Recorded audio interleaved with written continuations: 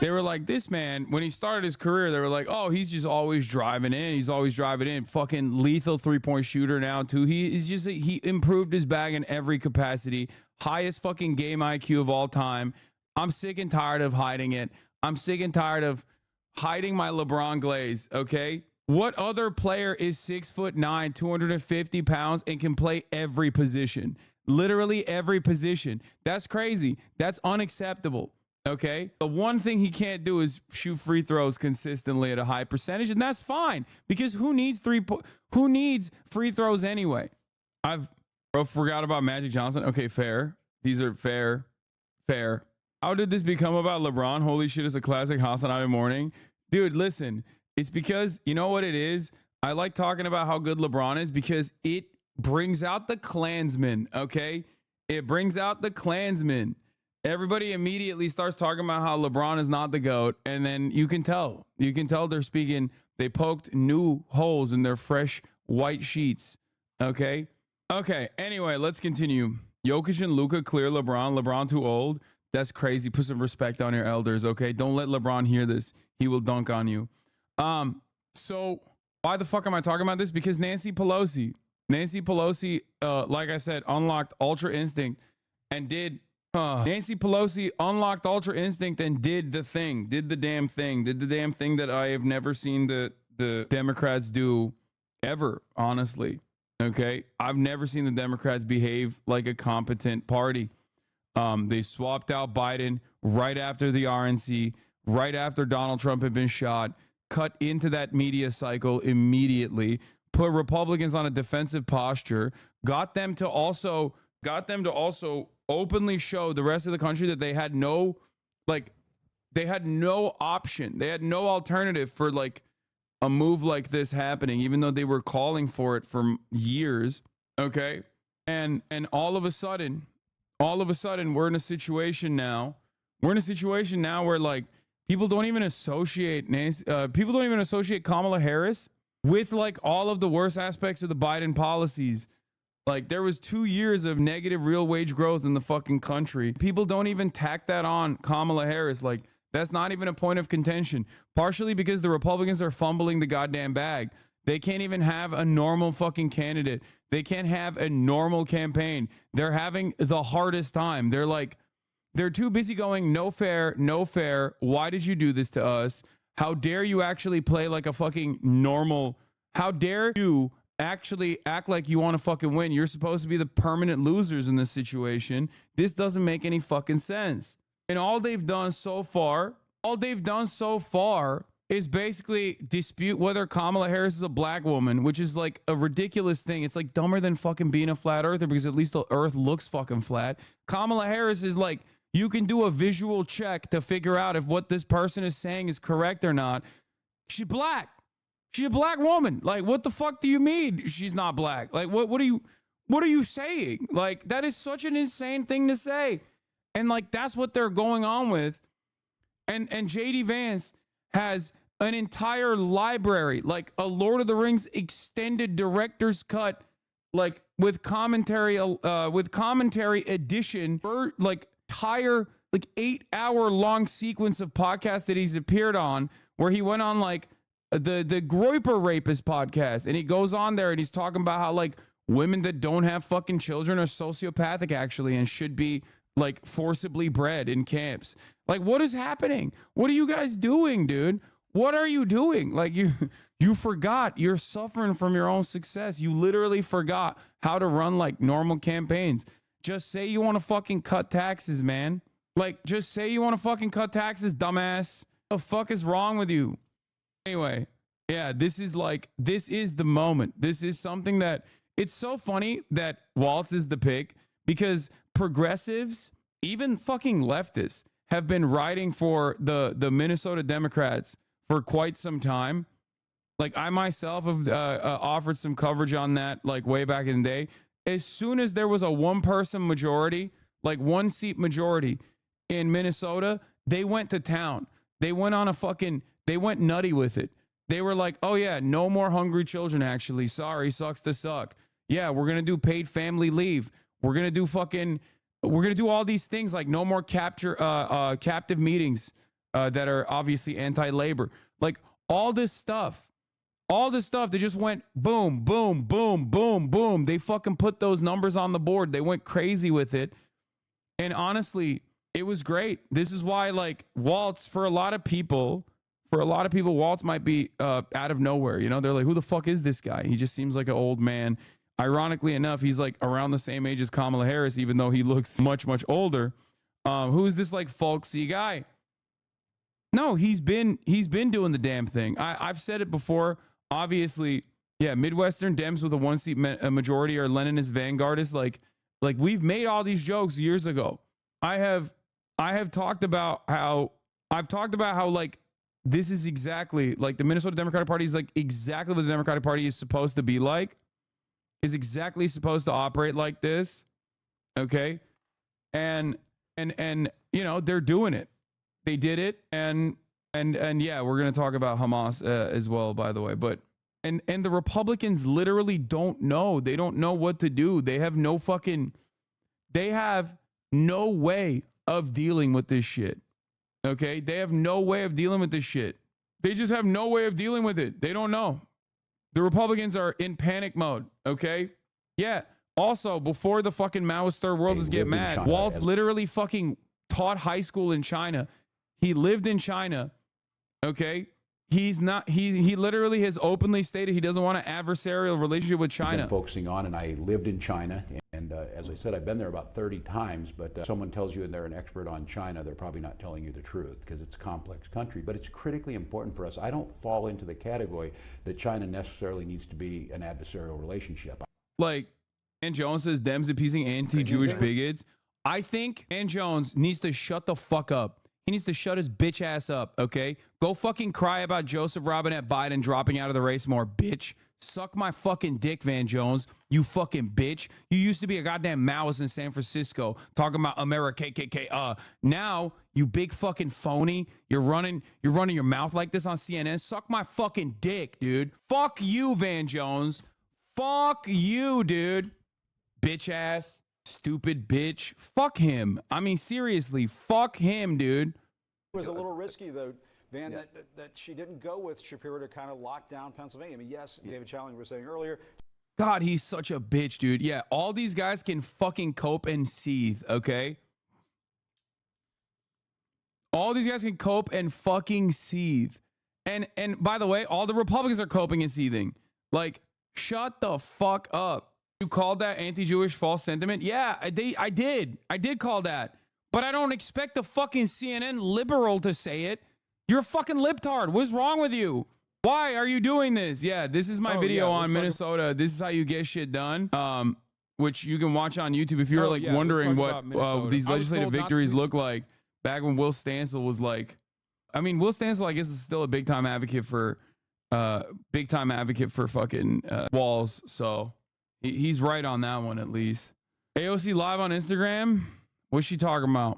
Yeah, they're going to get real fucking racist with it, by the way. The Dem ticket is reportedly swapping out Josh Shapiro with the government who's beholden to CARE, the infamous U.S.-based Hamas front group. Last week, a top CARE official publicly mourned Hamas leader Ismail Haniyeh's death, declaring that his martyrdom is not in vain.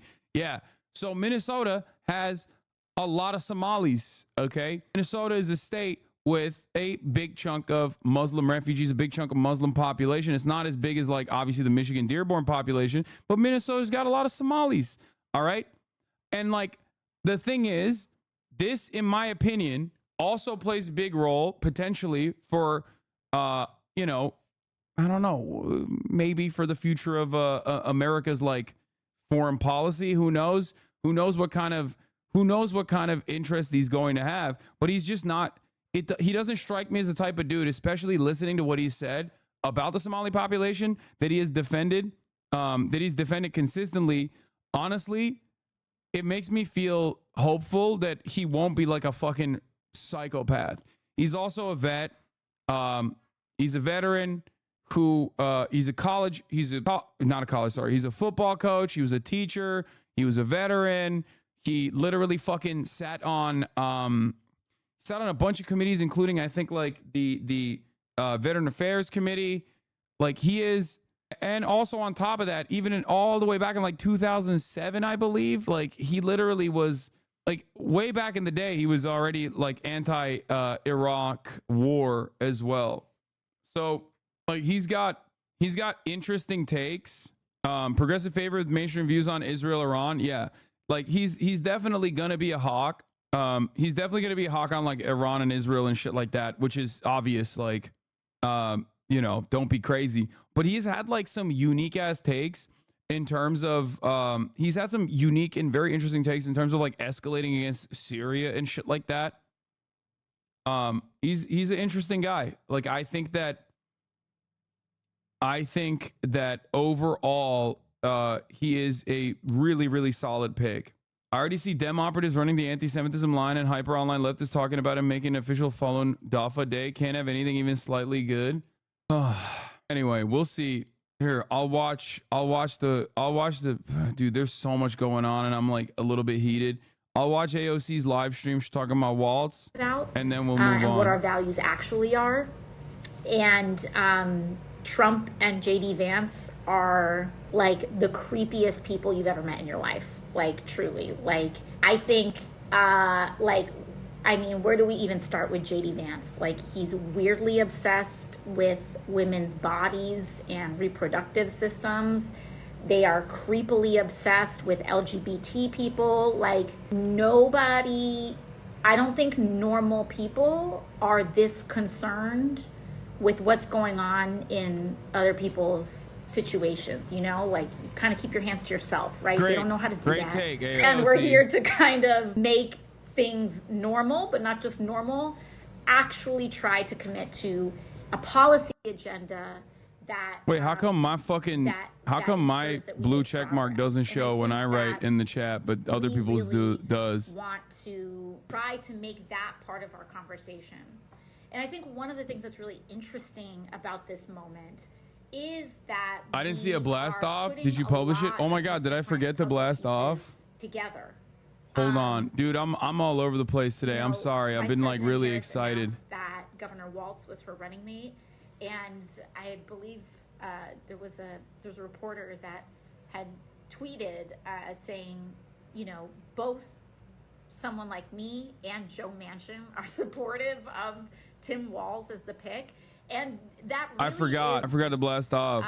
It's really Does anyone have the nuts. Does anyone have that I'm trying to think Sarah about Fuckabee Sanders meme? Respectfully, does anyone have the Sarah Fuckabee Sanders meme? Chat. Can you resend that to me? It's not common, not often that you see that, and so it really the Waltz versus Sarah Fuckabee Sanders meme, when it's like. And I also want to speak to when you want to a lot of our progressive values and our progressive base, because what's also interesting about this Sarah Huckabee Sanders we're not leaving versus Tim Walz, like when she we are made child labor sure that we push for the future that we want and the kind of country that we want for the working class.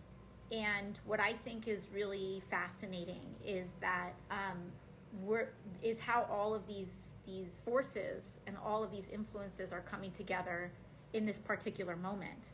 And so, no, it's not about checking any of that at the door, but I do think that this selection of Walz is kind of to me, it feels like a watershed moment.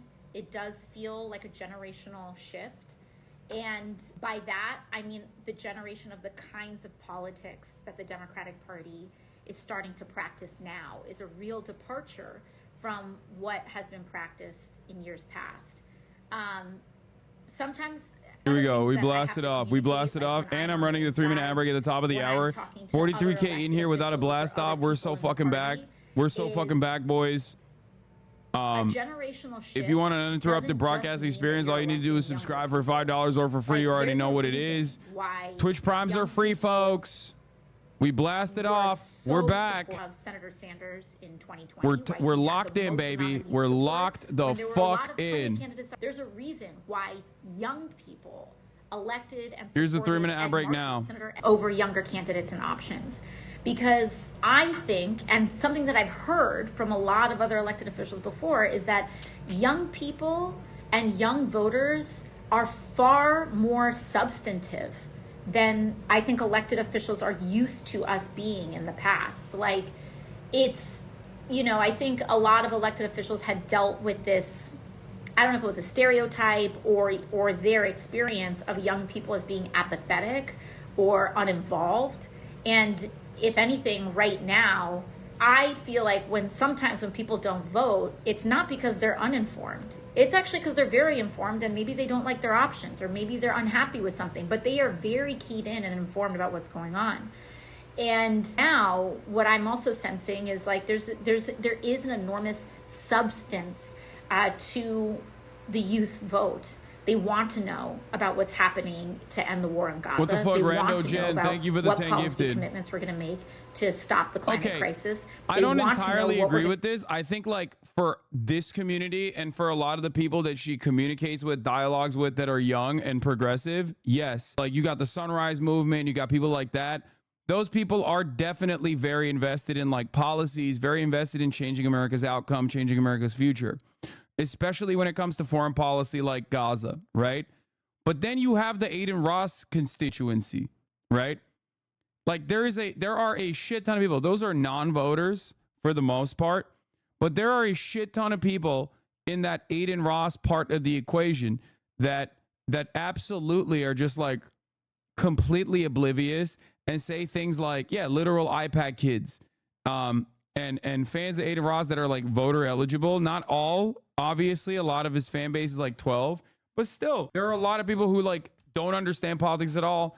I'm reminded of that conversation that he had with Your Rage a while back in Kai Cenat, where he was talking about how like Joe Biden is the reason why abortion is banned.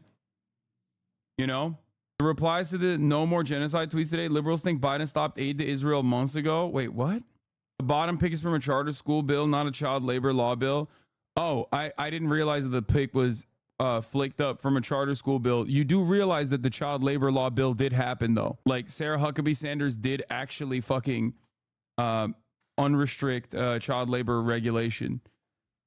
Like that photo might not be from the child labor one, but she did do that. That was an actual bill that she passed.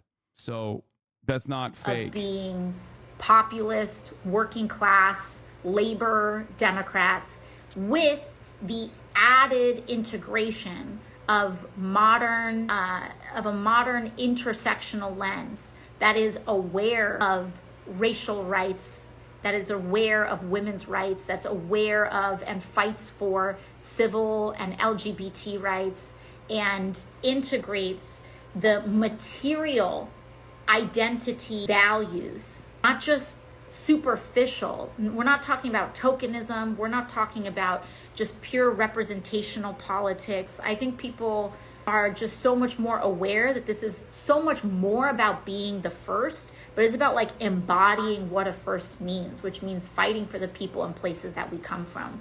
And I think that Tim Walz does that. I think that Kamala Harris does that.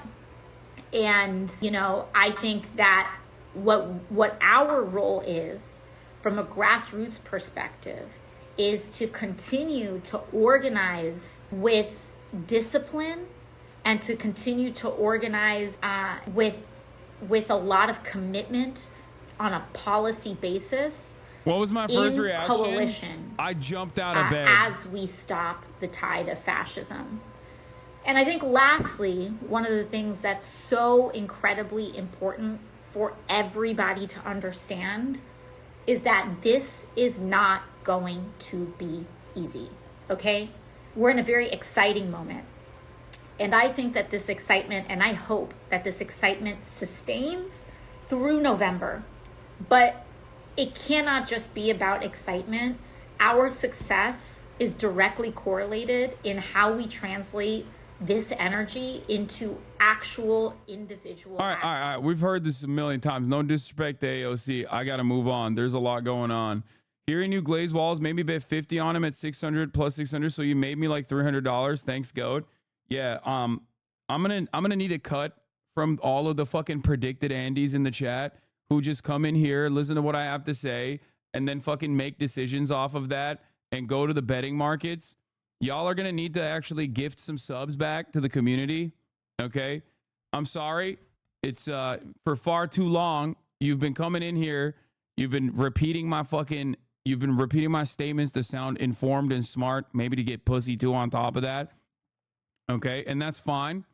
Okay. Spread the good word. But like, you can't be out here making predicted, putting money down on predicted, making a fucking big bag, and then not gifting community gifted subs back to the community, allowing people to no longer see ads at the top of the hour, in the middle of the hour, that type of shit. Okay.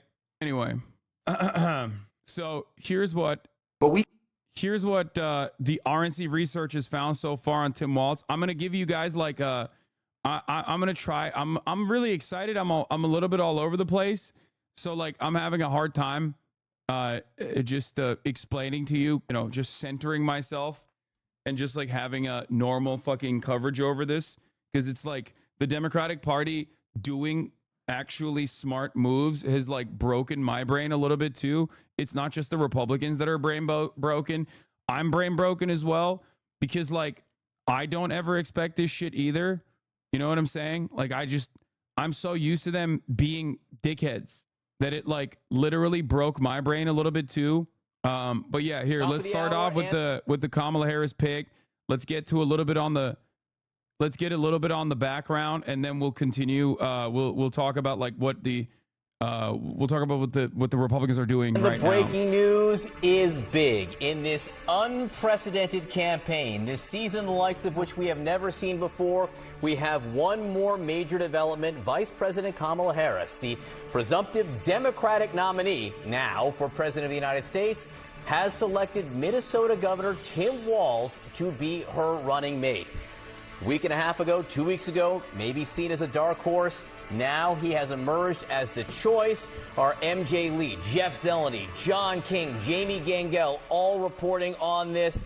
MJ just saying maybe Walz, a vibes pick, seen as a Midwestern happy warrior. John King is here with us in New York, watching this unfold before our eyes. Let's just start, reset at the top of the hour, what Tim Walz means for this ticket now. It means, number one, the Democrats have their ticket. They're about to go into their convention, and after Kamala Harris clinched the nomination with the most unorthodox nominating process of our lifetime, the President of the United States steps aside after winning the primaries. She wins a virtual voting among the delegates, and then she wants to make this decision. She wants all this cleaned up before they get to Chicago for the convention, so that can all be about prosecuting the case against Donald Trump and J.D. Vance and against the Republicans. So a very truncated process, a lot of pressure on the vice president. So as the voters out there get to judge, how she's handling this first big executive decision. So why Tim Walz? We're showing pictures of him right there in a jacket and a shirt with no tie on. Earlier we had pictures of him in a T-shirt. I do think the contrast here is going to be striking. This is a small town Midwesterner. This is a man who won a Republican House seat and held it in very difficult years for Democrats. I asked this question to Sam Cedars and got jumped on. My question is, what has changed? Why is everyone so hyped about Walz? How would this address our foreign policy concerns? You will get jumped on because this is a moment where like people are finally tuning back into politics, and a lot of people are just straight ticket liberals in general, and they don't personally give a single fuck about American foreign policy. That is by design, mind you. The American foreign policy is brutal, it's ruthless, it's bloodthirsty, it's maniacal, and that is precisely the reason why it is not in the forefront of American minds ever. Foreign policy has the capacity to make or break elections only when it reaches a certain boiling point. We could technically still reach that boiling point, by the way. When people talk about like nothing ever happens, they mean like nothing ever happens to America, right? They don't mean like nothing ever happens, because things are happening all the time. A genocide is happening, for example. But that's the reason why people will yell at you and say that you're like spoiling the fun that they're having right now. Ultimately, I always manage my expectations. I grade on a curve when it comes to American politics. When I'm doing like election analysis, I'm not doing election analysis from simply my moral perspective, even though I'm very honest about my own personal motivations and my own personal, moral opinions, my own morality. I almost always try to associate it with like electability, so that the broader American base of support develop a better understanding. But in terms of this changing the outcome of American foreign policy, I don't think there is any sort of, so you're just sheepdogging for clout? Yeah, that's exactly what I'm doing. And not because I also personally think that like marginal improvements in the right direction make ease of access for labor union participation and organizing ahead of time in a country where there is no organizing, in a country where if you say, I want paid family leave, they call you a fucking socialist and say that you've killed 100 guerrillion people. Considering that I've been doing this for the past 10 years, I think I know what the fuck I'm doing. Maybe I keep doing what I'm doing, but I wish you well in the way that you're doing it. Yeah, the big time clout that I get. So big time clout that I get from being a leftist. Anyway, so this is obviously significantly better than the former option that we were locked in with. Another leftist streamer made the argument that Walz would be a bad pick based on the good policies he's done, which is why it had to be Bashar because he's a bland candidate that Republicans would attack him on. What? No. So fuck, where was I? But yeah, ultimately most Americans do not care about foreign policy. And if you bring it up, they're like, oh, fuck you. You're a radical. You're a piece of shit. Even though you're right. You're not wrong. Right. But as far as foreign policy goes, do I think Walz is going to be like all that different from the average Democrat? Probably not. Okay. But as it stands, I was a big time Bernie advocate, as you guys know. And I literally also said the same shit about fucking Bernie in terms of foreign policy. And I said this time and time again, Bernie Sanders had like a bunch of differences, a bunch of moments where he differentiated from the average Democrat, especially on Israel. But like, ultimately, it's not like he was ever going to be like the true anti-war vanguardist leader that you think he was going to be. He was not. So you have to grade on a curve. You have to manage your expectations. You don't have to care about American elections, but if you do care about American elections, you have to understand that, there's obviously like American elections are going to be spoken about within the confines of America. And Americans are very selfish. They don't really give a shit about our foreign policy. And it is not something that moves the needle. Having said that, in terms of Israel, it does move the needle a little bit in key districts, in key states like Michigan, for example. Okay. But yeah, Walz has a really interesting background on foreign policy from his time living in China, where he was a teacher in China, and also has talked about not having an adversarial relationship with China, which is like genuinely weird to hear from a fucking Democrat. So, there is definitely some good there. Okay. He speaks a little bit of Mandarin. He was anti-intervention in Syria. He has been at times anti-interventionist. He's been at times a party loyalist that voted along the party lines. So that is important to understand, though. That is important to put within the context of like the rest of the Democratic Party.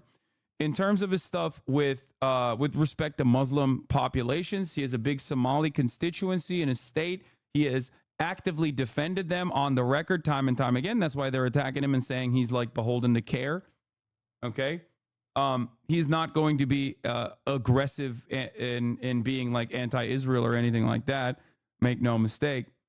But having said that, we'll see. Okay. I am not going to make any predictions on that front. I suspect him of being like super. Do I suspect him of being like above and beyond on the issue of Israel? Who knows? Probably not. He is just like every other fucking Democrat. He's just like every other Democrat and on that issue. He held on to it. So he has that small town rural appeal, which is why did Donald Trump and J.D. Vance. Sort of the same idea. Can you go into small communities and make the case? He's the chairman of the Democratic Governors Association. I can tell you his fellow Democratic governors love him. Love him. They think he's smart. They think he builds consensus. They think he's really funny. And so they like being in his company. And that matters in a campaign. In terms of Harris being out, are you confident that do you have the loyalty and do you trust your partner out there on the campaign trail? Does that person at tense moments, and there will be a lot of tense moments in the next 90 days of this campaign, make you laugh and make you smile and maybe take some of the pressure off you? Can you do the small market television? Walz fits that bill. Now, yes, Walz can do retail much better than Kamala Harris. Kamala Harris still has that like elitist California stink on her a little bit when she's running around. She plays well. She plays well to younger voters for sure. But like ultimately, You put this man in the fucking Rust Belt, he's going to thrive. That's where he's from. You know, that's what he does. That's his shit. He's a goddamn teacher from fucking Minnesota. All right. So that he's got like a lovable older coach energy, because that is what he is. He's got a decent amount of time in the legislative body. He has performed and outperformed the Democratic Party routinely as the governor. He's a popular governor. He's done a lot. His legislative accomplishments in 2023 onward is pretty solid as well. Like, he is 100p a phenomenal pick, a great pick. Okay, top of the leaderboard pick. Absolutely stoked for this. Absolutely stoked for this. He also has a DUI on his record. That, yeah, say no more. That makes it even better. So the Democrats have obviously set us up for low expectations time and time again. Up until the last moment, I straight up thought that they would still go with Shapiro, because Shapiro was the scared pick. Okay, Josh Shapiro, governor of Pennsylvania, was the scared pick. Okay, that was the pick you do when you're not confident in your abilities of running and winning PA on your own. Okay, and honestly, I genuinely thought, like, it's still gonna be a bad pick. It's still gonna be a bad pick. It's not gonna be a good pick. And ultimately, they went with the good pick. I do think that they are responding positively to what they are hearing and what they are seeing from the progressive wing of the base of support in the Democratic Party. I do think that. Now, obviously, this presents an opportunity. Keep pushing on this front, specifically on Israel. Okay? Every unlikable leftist I've ever seen is really out here like, he's not leftist Jesus, therefore I will be not voting. Yeah. Don't listen to these people, okay? Don't. It's fine. Those people probably do a phenomenal amount of activism.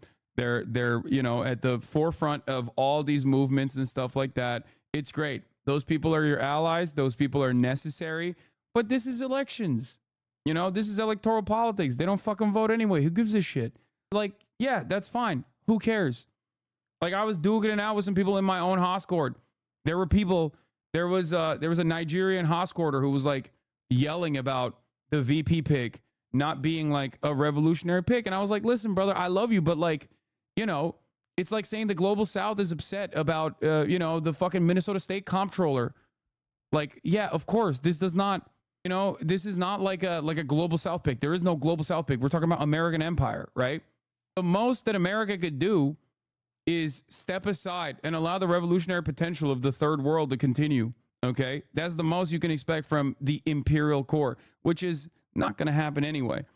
I'm over here looking at a hemorrhaging country, a country that's bleeding, and a country that is on its last leg, basically fucking being actively more violent year over year, and trying to create a system, or at least like envisioning a system where it's like at least a little bit better in terms of organizing, so that there can be actual progressive momentum in this country, labor momentum in this country. That's it. That's what I care about. I thought crime was down. What? Crime is down. The fuck are you talking about? When I say hemorrhaging, when I talk about America dying, I'm talking about like American empire. I'm talking about income inequality. I'm talking about the very obvious instability that we are staring down currently. Anyway, how is a guy that created free breakfast and lunch not a radical pig in a good way? It's insane to me. What do they expect? America's getting more violent every year. Yes, I meant on its foreign policy. I don't mean that like America internally is getting more violent. America's always been pretty fucking violent in general.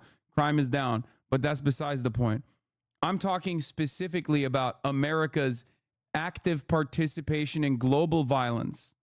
Okay? Anyway, let's continue. Now, we're going to see how he plays out. And again, I'll be a broken record on this.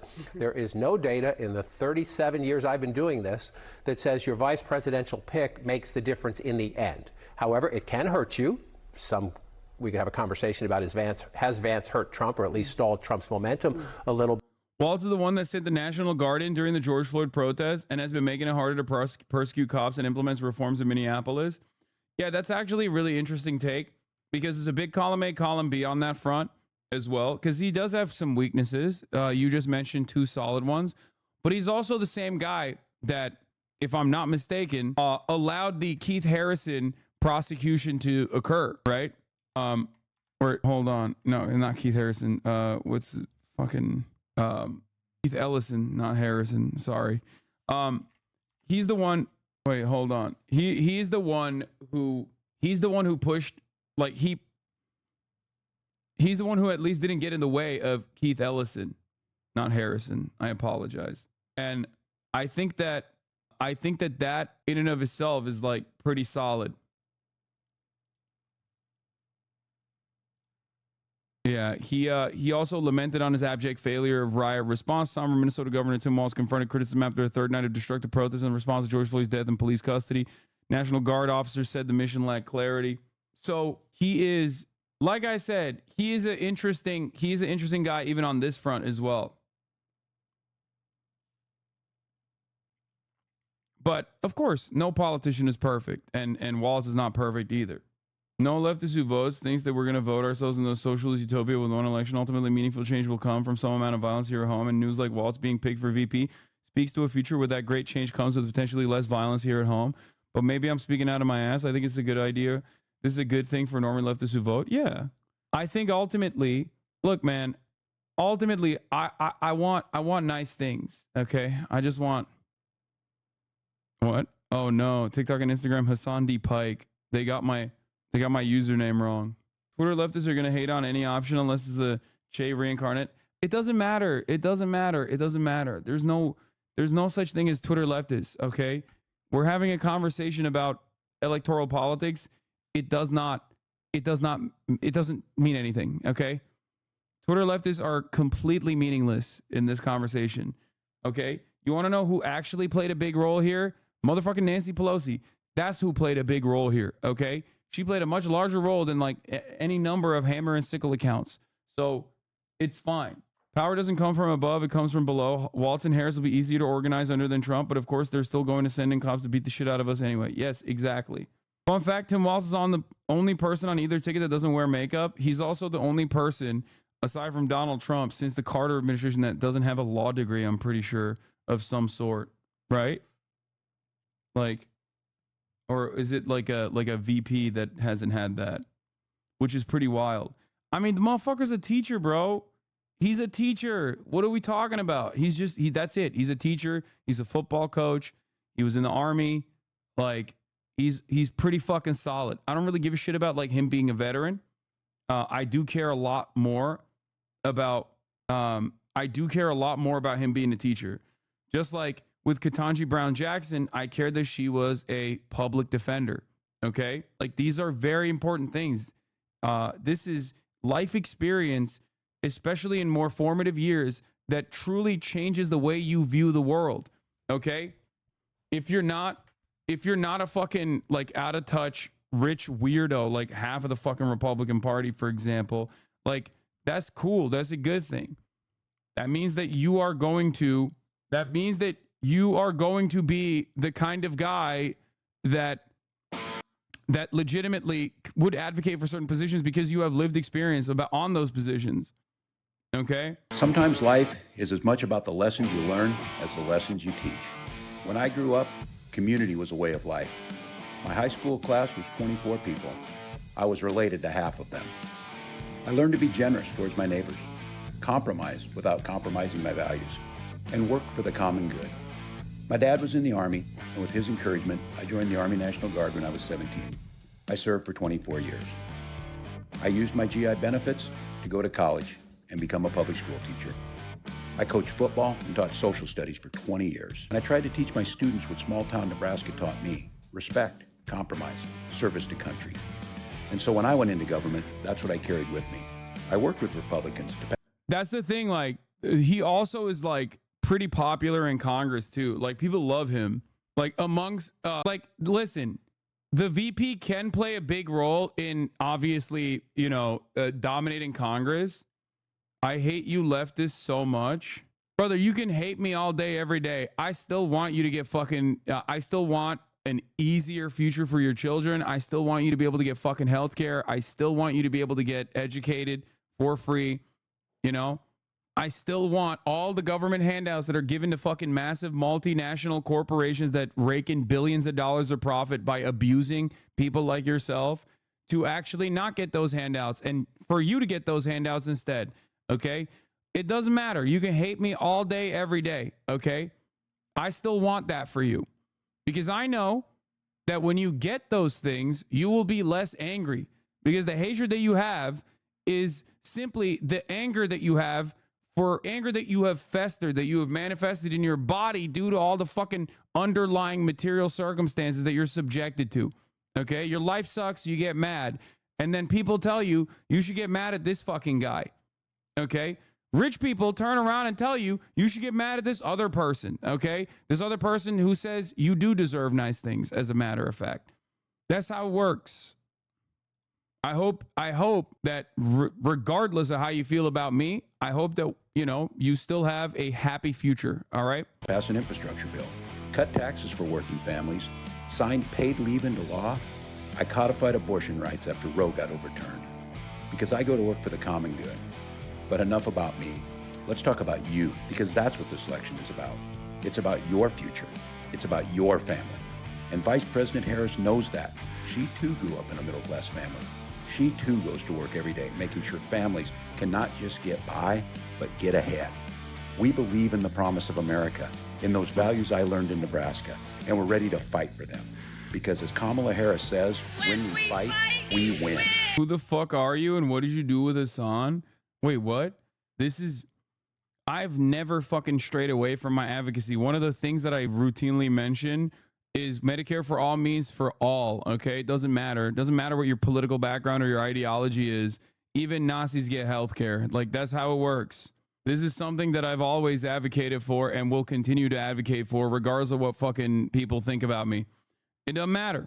Like, yeah, there are heated moments where I fucking yell at people when they come in and they like immediately attack like random marginalized groups or whatever, and they piss me off.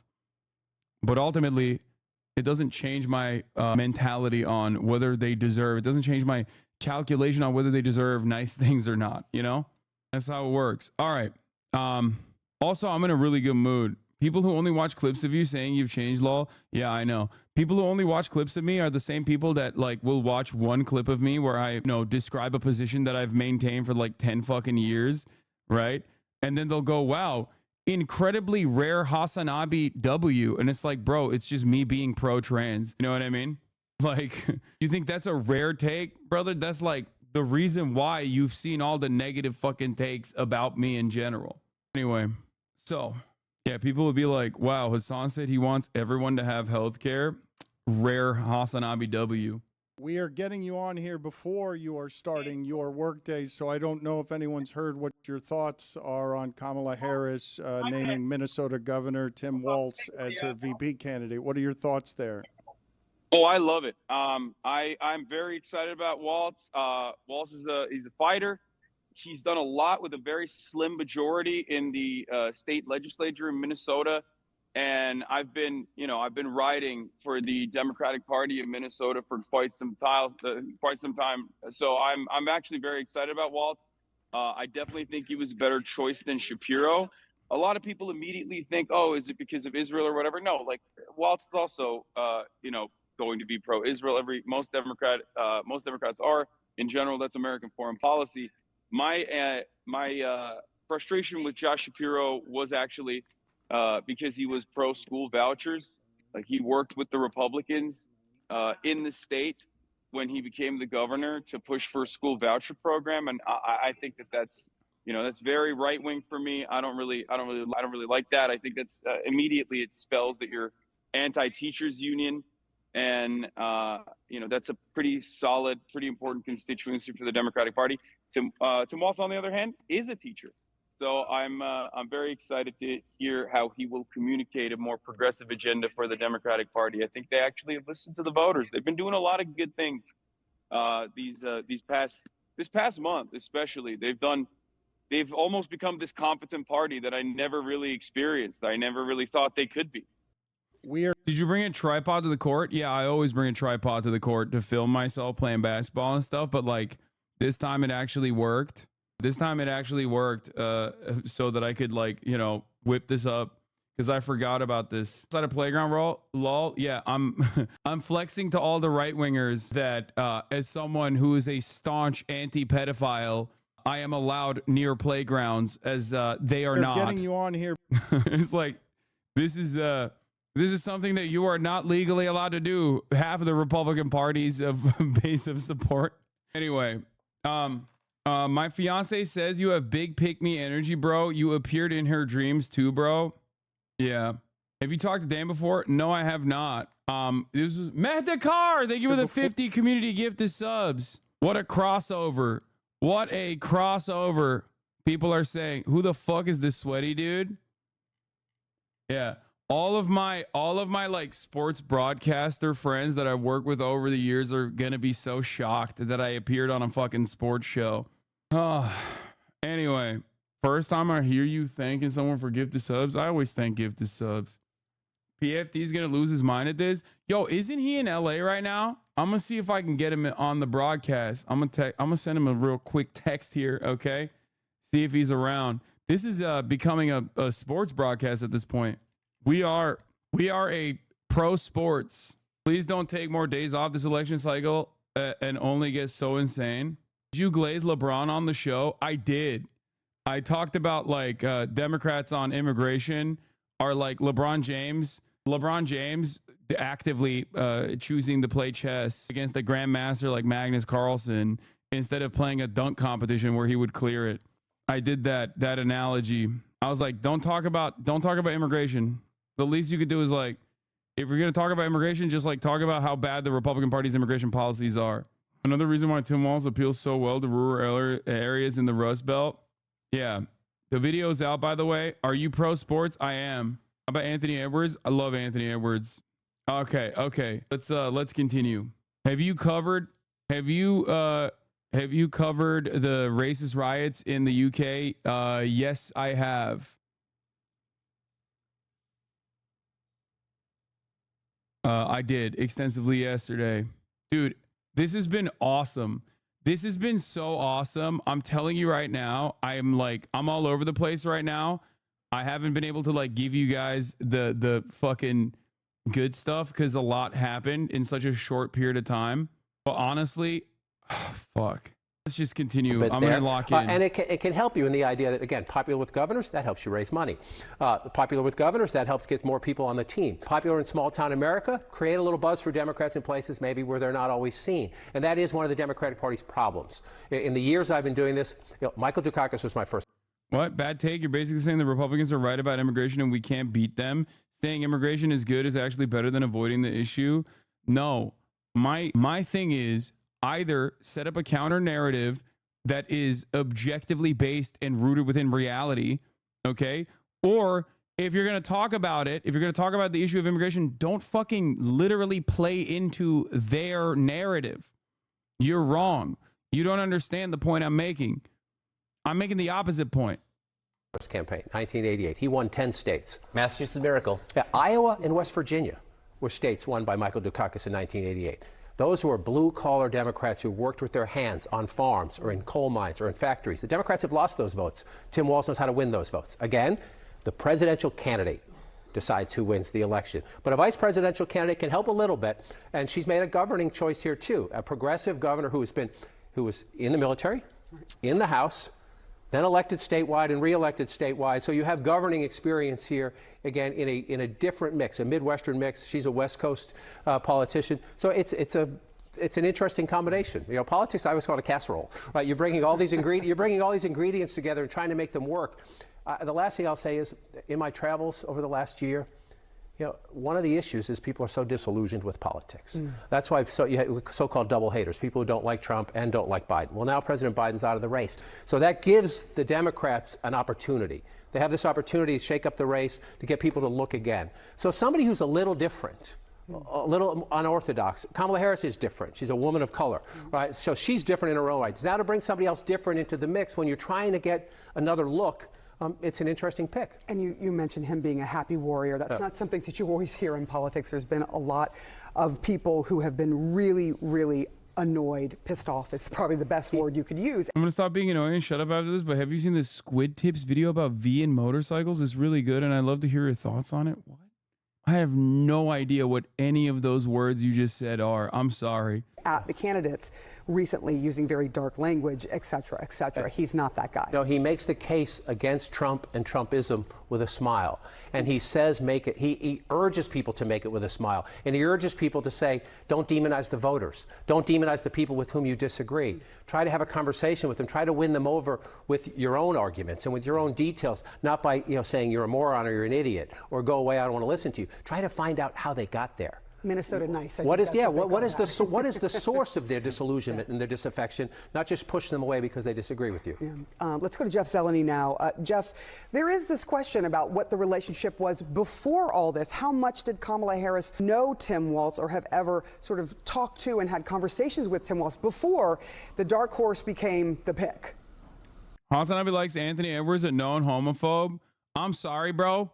It's not the homophobia, okay? I don't know if you know this, but like that has no basis in my analysis. Okay, have you seen the way he balls?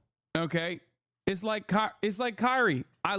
Listen, I got a lot of love for Kyrie. Okay, and it has nothing to do with his takes. Don't come in here and pull some shit like that. Okay. Anthony Edwards also, yep, you're right, pro-abortion. This is true. No, but I said, let me see. Sir, I'm told not much. They did not have much of a relationship. But another source just a moment ago pointed me back to a visit that Vice President Harris took to the Twin Cities in Minnesota in March. And she visited a Planned Parenthood clinic. Of course, she has been the leading champion on the, at the time, Biden-Harris campaign for abortion rights. And that has been one of the really anthems of her candidacy. And Governor Walz was at this Planned Parenthood clinic. It's the first time a sitting vice president has visited such a clinic. And I'm told that she walked away impressed by his demeanor, how he carried himself, and she liked him, but did not know much about him. And of course, at the time, this would have been unthinkable. Just 16 days ago, she was the running mate. She was not looking for her own running mate. So that is what is remarkable about this. But really, in the last 2 weeks, Governor Walz went from a third-tier contender in the views of someone who's close to him to one of the top three. And they believe that was largely because of what he was doing sort of very publicly. He was doing every interview he could do, trying to make the case to some Democrats and make the case why he is the type and flavor of Democrat that could help win voters back. If you think back to it, Matt DeCar with another 50 gifted. God damn, I didn't even see that shit, dude. That's crazy. If you think back to sort of the Democratic Party, how it was not that long ago when Barack Obama won in 2008 and 2012, they won a lot of areas that are now red. John was just talking about many of those areas. Governor Walz is someone they believe who can help sort of win back these areas. There, of course, are limitations to this. Vice President Harris is at the top of the ticket. She is the standard bearer. So we will see in the coming days how much he can sort of give some calm and relief to some voters who are unsure about this. But the contrast is something I'm told the Harris campaign very much liked, and the chemistry is something that she also liked in the final days of this search. Guys? Not a lawyer. Tim Walz also not a lawyer, which is unusual, right? I guess Al Gore wasn't a lawyer. I mean, it's not often. Social studies here. You know, often you see, politicians at this point who haven't had experience in the law, especially on the Democratic side. Let's go to MJ Lee for more reports. Tim Walz literally met with Netanyahu. Oh my God. What's next? Are you going to tell me that he delivered a speech at AIPAC where he talked about how he's committed to the security of Israel? Wow. Look at how shocked I am. This is my shocked face. Oh my God. I can't believe it. That's so strange. That's such a strange thing that you're telling me about any American politician. I love people that literally will openly recognize that, like, AIPAC dominates Congress, okay? Dominates Congress. Like, you regularly talk about this. And then you turn around and you're like, look, another Democrat went to AIPAC and another Democrat met with Benjamin Netanyahu. It's like, yeah, no shit, dog. How is this shocking to you? How is this shocking to you? You're bringing up You're bringing up shit we know already. I know this already. I know. This is not like even remotely surprising to me. I don't know why it's surprising to you. What the fuck? Like, you should know this. If you are someone who is already like very invested in Palestinian emancipation, you should be aware of this already. What the fuck? Reporting on how we got to this point. MJ, what are you hearing now? Yeah, John, I do think we... So why the fuck are you supporting him? Brother, there is virtually no other fucking candidate. Like, there's like 3 that haven't touched AIPAC. Okay? What are you on right now? I'm saying that is the bipartisan position. Okay? What do you mean?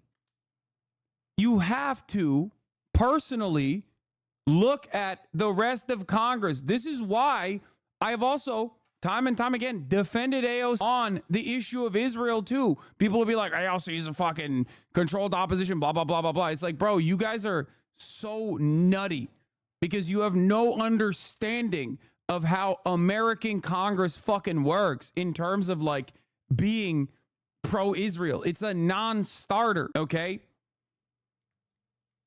Like, it is a fucking non-starter. What are we talking about? We should just take an extra beat to take stock. It's always the same. Every election season is the same. I know. I love it because it's always like younger people that are just like first invested in politics. And you can tell like there's 2 different types of like young voters who are just getting into politics. Like, one, the disillusioned voter that like is completely outside of the electoral politics scheme in general, recognizes it's a bourgeois democracy. It's fucking bullshit. It's a bullshit duopoly, but still chirps that there isn't like a Maoist candidate out there. Okay. And then the other type of voter who's like, is like diehard invested in the Democratic Party and still thinks that the Democratic Party has their best interest in mind. Now, obviously, this is a unique moment in American politics. It's very different than the way I talk about how the Democratic Party operates in general. If you've been watching me for a long enough time, you probably know what I'm going to say for the most part on the Democratic Party's future prospects and how they operate normally. This is unique. This is a unique instance. But even before this instance, even before the last month of the Democratic Party demonstrating that they can be competent, there was still hella fucking chatters in here being like, oh, but like you got to still vote, right? Like you got to do lesser evil voting, blah, blah, blah, blah, blah. Like all this shit. And that is because they're not disillusioned and haven't been fucked over time and time again after going out and door knocking, after going out and like being invested in a candidate or whatever. So it's like their maybe second election. So they don't know yet. They don't know how bad it is. They don't know how bad it gets. They're already being called a liberal. This is just an impossible conversation to have with anyone who's remotely online. I don't care. I am. Yeah, sure. Whatever. This is no different than when people go, oh, dude, you're a capitalist. I'm like, yeah, okay, sure. Yeah, I love capitalism. I love the Democratic Party. I'm a liberal. I'm a reactionary conservative. I'm everything at all times, okay? And yet, for some weird reason, my position has not changed for the past 10 fucking years. And every single thing that I've said should happen is literally happening. So who gives a fuck? Stop trying to fucking fit me into the to like this neat little confine that you've created, neat little box that you've created in your mind. Just listen to what the fuck I'm saying, okay? I don't give a shit. I don't care. Yeah, okay. Label me whatever the fuck you want. Oh yeah, I'm 100% disillusioned because I actually have door knocked thousands of doors, but I understand that it's just me. To be fair, I don't think you're doing liberalism. I think the actual liberals in chat might be mishearing your take though. Anyway, let's continue. Of really the really remarkable and extraordinary series of events that led us to this moment. It was 16 days ago that President Joe Biden dropped out of the 2024 race. And as you've been talking about, Vice President Harris was able to lock up this nomination so quickly, but so much so that there was not even at any point, even a blip of a real conversation within the Democratic Party about whether they should consider anybody else other than Kamala Harris. And now we have not only Kamala Harris at the top of the ticket, but within a matter of days, she has deliberated on and chosen the running mate of her choice. And it is now going to be the Harris-Walz ticket running against the Trump-Vance ticket. So we have seen such a remarkable and unprecedented transformation of the Democratic ticket in just, again, a matter of days. And I do think we should note that this moment really marks, in some ways, Kamala Harris defying President Biden. As we have talked about so much for years and years, President Biden and the advisors that are closest to him have made the argument repeatedly that the person at the top of the ticket had to be Joe Biden, that only he was capable of defeating Donald Trump, that with anybody else, the country really risked a second-term Trump presidency. And in that, they were at least implicitly suggesting that the Democratic bench of talent was inadequate. But now here we have Kamala Harris at the top of the ticket, now Tim Walz right there below her. And the two of them certainly do now represent sort of the future of the Democratic Party in a way that we would not have seen had Joe Biden remained at the top of the ticket. Now, one thing I will say, as we are now talking about this ticket facing up against President Trump and J.D. Vance on the other side of the aisle, I do think there's something to be said for the way that Walz has conducted himself. How much of this was Kamala making the decision? How much was the DNC? I think Nancy Pelosi actively was petitioning for Walz, so I will give her the credit for that as well. I'll give Nancy the credit for replacing Biden. And I give Nancy the credit for fucking pushing for Walz. That's my goat, okay? I despise her worldview, but that's my goat when it comes to fucking making picks, making stock picks, and that's my goddamn goat when it comes to changing the history and the trajectory of the Democratic Party in such a dramatic fashion that this race went from a Donald Trump lock, okay, to what you are seeing unfold in front of your eyes. What? POV, you begged like a dog and didn't get it? They're calling you out? Wait, what? Dude, there is no point in this process where I said I don't want Walz. I said I like Walz a lot. I've glazed Walz for at least a year plus at this point. Anyway, let's continue.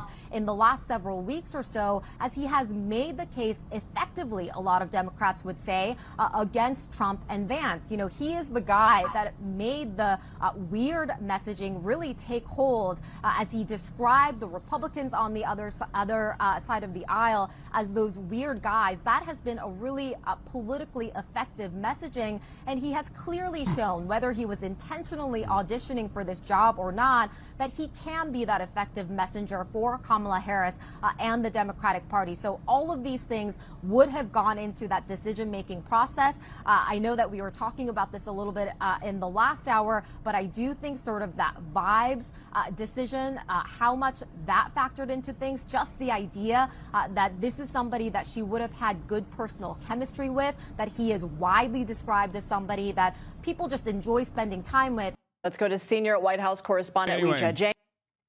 We're gonna get to like the way that the weirdo Republicans are reacting to this. I mean, here, John Podhoretz treats boy himself. Appointing Tim Walz, who praised Ilhan Omar, is like appointing the head of Sister Soldier's record label to run the Federal Communications Commission. And that's not like a random guy who's extremely online. That is the editor of Commentary Magazine, okay? This guy is supposed to be like a representative of the normal Republican side. They are actively bludgeoning themselves in the fucking head. Okay, timely reference, brother. Oh no, I mean, he's always been a fucking gross weirdo. Okay, but it's great. Great messaging, man. Thank you, John Podhoretz. Thank you. Doing great. Doing great. Chaya Raichik running with the Libs of TikTok account owner, Chaya Raichik, running with hashtag Tampon Tim. You might be wondering why hashtag Tampon Tim.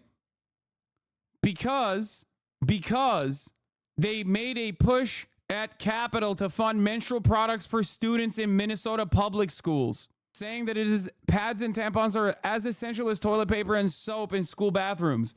That's why they're calling him Tampon Tim.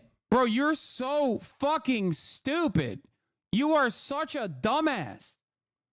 Like, what are you saying? What the fuck? Like, what's wrong with you? How could this be seen as a bad thing? What's next, dude? Are you gonna fucking yell at him for feeding children? Is that what we're doing? Yeah. Oh, man. Stupid ass Tim Walz. He wants to feed our children with free breakfast and lunch, dude. What a fucking animal. What a bad guy he is. Team Trump is already out with a brutal ad against Kamala Harris's VP, Tim Walz. They're really good at this. Signing a bill into law that requires schools to stock tampons in boys' bathrooms. Or weirder than signing legislation allowing... Yeah, this is not going to work, man. It's not working. You're fucking a gross loser, okay? You are a gross loser. It's gross. This shit's not gonna work. It's not gonna fucking work at all, man. It's not gonna work. Minors to receive sex change operation. Try electing the man who signed those bills, Vice President of the United States. Enter Chief. Conservative attacks get too overeager and try to cram so much rage bait in to the point that you don't even understand what they're talking about anymore. It just comes off as conservative drivel, which I guess works well if you're already a GOP voter, but not much else. Exactly. It's like literally fucking what Jesse Waters did the other day. Remember when he was like, oh, the Democratic Party has actively become the party of Dylan. We understand what he's saying because we're fucking brain broken. He's talking about Dylan Mulvaney, a trans TikToker who was on one fucking Bud Light can. You are signaling to the most insane people in your base when you talk like that. But ain't nobody else cares about that shit. You're delusional. It's literally like fucking imagine a thing that is like obviously very top of mind in this stream. When I say top of the, everybody goes, oh, top of the hour ad break, right?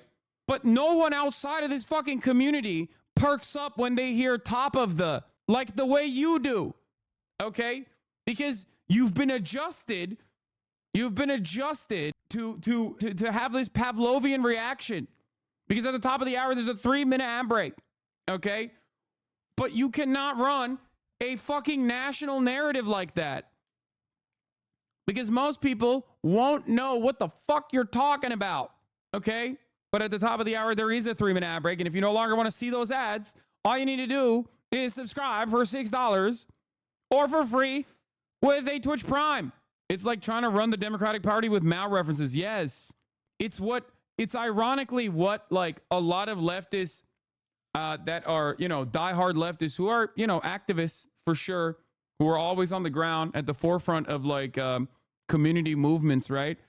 Getting mad that like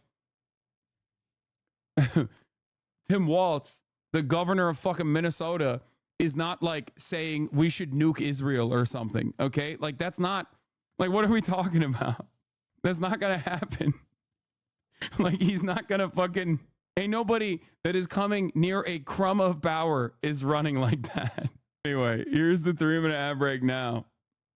Anyway, let's continue. Weirdo Tim Walz. As governor of Minnesota, Walz supported legislation that endangers minors, hurts women, and puts radical ideology ahead of common sense. Yeah, Tim Walz hates minors. That's why he wanted to feed them with food. And everybody knows what a good governor, like the governor of Arkansas, is supposed to do is teach minors a lesson about the value of $1 and what it takes to earn $1. That's why Sarah Huckabee Sanders deregulated child labor laws deregulated child labor laws, He wants to hurt women by allowing them to get medical procedures and defending them, getting medical procedures such as abortions. Now Kamala wants Walz to enforce those laws on a national scale. Tim Walz, too weird, too radical. Too weird, too radical. Yeah, he's so weird, dog. Definitely. I really do hope. I really, really, really do hope that the Dems don't get scared by this and just lean into it. And they're like, these guys are fucking weird. They think feeding children is a radical proposition. You're gross. They want to constantly talk about trans people. That's like 10,000 total people across like 8 states. And they're always trying to dunk on them. They're weird and they're bullies and they're scared. They're powerless and they're fucking scared. And they constantly want to get you to be invested in this narrative because they don't want to feed children. We are the party of feeding children. Say that, run that every day. Walz has done a phenomenal job running that narrative over and over again. Okay? I'm pretty sure Ben cut a video praising Sarah Huckabee and Walz feeding kids ruins their work ethic. Yeah. I'm not going to get involved in making a choice. What I will say, though, is I've been impressed by Tim Walz's ability not only to communicate to the working people of Minnesota, but to also be an advocate for them. So I like Tim very much, and I wish him the... Wow, I can't believe how far left is Kamala's VP Tim Walz. Last week, Bernie Sanders specifically named him as his dream choice. I can't believe one of the most consistently popular persons in the United States likes Kamala's VP pick. Surely this is a good angle of attack. It's like, that's amazing. That's amazing. That's amazing. They are so online, dude. He's a senator, congressperson. What do you mean? What do you think Senate is a part of? Do you think Congress is just the House of Representatives? Honestly, this election cycle is so weird for me because my mom is so deep in queue. I genuinely think she might just die if Trump loses. But like, we as a country need this. That's insane. You think he'd fit the bill? I think he could be a great vice president, yes. Yeah, Bernie likes him. That's real bad. Urinal and women's restrooms for women who have penises and they just want to stand and pee. I think people just making too big of a deal about it. I don't really care. Naughty words. Okay, so we should or shouldn't? I mean, I don't really care. Okay, what about tampons and pads in men's restroom for men who have periods? If you're really getting that worked up about it, why does it matter? Like, I don't care. It's just sitting there. I'm not going to take it. Okay, so we should provide men with tampons. I mean, if a dude wants a tampon for some reason, he can have a tampon. That's not my business. What would he use it for? I don't know. That's his problem. What would he use a pad for? His problem. Do you think they should seek medical advice if they're having bleeding? I mean, if they want to, I don't really. Dude, this was one of my fucking #1 locks in perpetuity. The hyper focus on like what people are doing in the bathrooms being like the actual weirdo position and not the fact that like trans women get to use the women's restroom. Like, you are legitimately a fucking weirdo for bringing a camera into a bathroom, constantly thinking about where people are shitting and pissing. You are weird, okay? I've been saying this for so many fucking years, and I am legitimately glad that there are at least some goddamn Democrats out there who also fucking say the same shit. And now it's becoming a part of like national discourse. And it is such a successful narrative, okay? It is such a successful narrative that like the Republicans have nothing to counter it with, okay? They have nothing to counter it with. They're like, I'm not weird. Shut the fuck up. You're weird. You're also a childless cat lady and not black. And you wanted people to have tampons in the restrooms, and I don't want that. I don't want that at all. I'm gonna put a camera in every bathroom to show you how not weird I am. It's like, dude, it's great. It's great. It's awesome. Keep doing it. Really care? Why should I care? I don't know. I care about people. If they're bleeding out of their penis, I would want to. I care about people's personal rights. They can do whatever they want. It's none of my business. Yeah. Transphobes get so worked up about period product in men's bathrooms, where you could so easily point out that it could just be so they can give products to the people they know who need it. Yeah, exactly. Fox News has nothing on Walz. That still matter. So let's look back at his record. Walz's first executive order as governor was to create a diversity, equity, and inclusion council. He also supported. No, I can't believe he did that. Oh my God. I hate him. Open borders. You know, he talks about this wall. I always say, let me know how high it is. If it's 25 feet, then I'll invest in the 30-foot ladder factory. And he pushed socialism. He's saying that walls don't do anything to fucking curb immigration. He's right. Don't ever shy away from our progressive values. One person's socialism is another person's neighborliness. Just do the damn work. Oh, wait, and there's more. They're posting his dubs. They're posting his dubs. They're clip chimping him the shit. You can hear the audio cutting mid-word. It doesn't matter. It doesn't matter. This is weak shit. You got nothing. You got no smoke. Signed an executive order protecting gender-affirming care or surgeries for minors in his state. And in 2020, he was the governor of Minnesota during the George Floyd Oh, they just skipped through that. Okay, got it. All right, great. riots that burned part of Minneapolis to the ground. Yeah, it's crazy that they were like, hey, medical decisions should be kept between a doctor and the patient. Okay? Wow. Hey, guys, I'm so angry. Aren't you angry? No, medical decisions should famously not be kept between a patient and a medical professional who literally has all of the data and knowledge. It should be between a doctor, a patient, and me, random guy on Twitter. I should be making these decisions. I should be making these decisions, not a doctor and a patient. Why am I not in the center of these fucking conversations? It's not between a doctor and a patient. It's me, random guy living in Staten Island. I get to make these decisions. Small government, by the way. I love small government, except for when I make the decisions about medicine. It was so bad that Walz himself called out his own response. Please stop shitting on Staten Island. Excuse me. I will never stop shitting on Staten Island, okay? What the fuck? That is one place I will never stop shitting on. You're out of your dang mind, okay? Holy shit. Hell no, dude. I got a call from a friend and a dedicated public servant. Senator Torres Ray called in her district, and it was on fire. And there weren't any police there. There weren't any firefighters. There was no social control, and her constituents were locked in their house wondering what they were going to do. That is an abject failure that cannot happen. If the issue is that the state should have moved faster, yeah, that is on me. I like that he's like openly taking ownership of his failures as what like a good, like taking accountability. Like that's insane. They're making fun of him for taking accountability. That is insanity, dude. Like that doesn't make him look bad, dumbass. Folks, accountability has got, it's woke. This man is taking accountability. What a woke fucking loser. Back with us. Reja, it is official. Kamala Harris has posted on X and Instagram.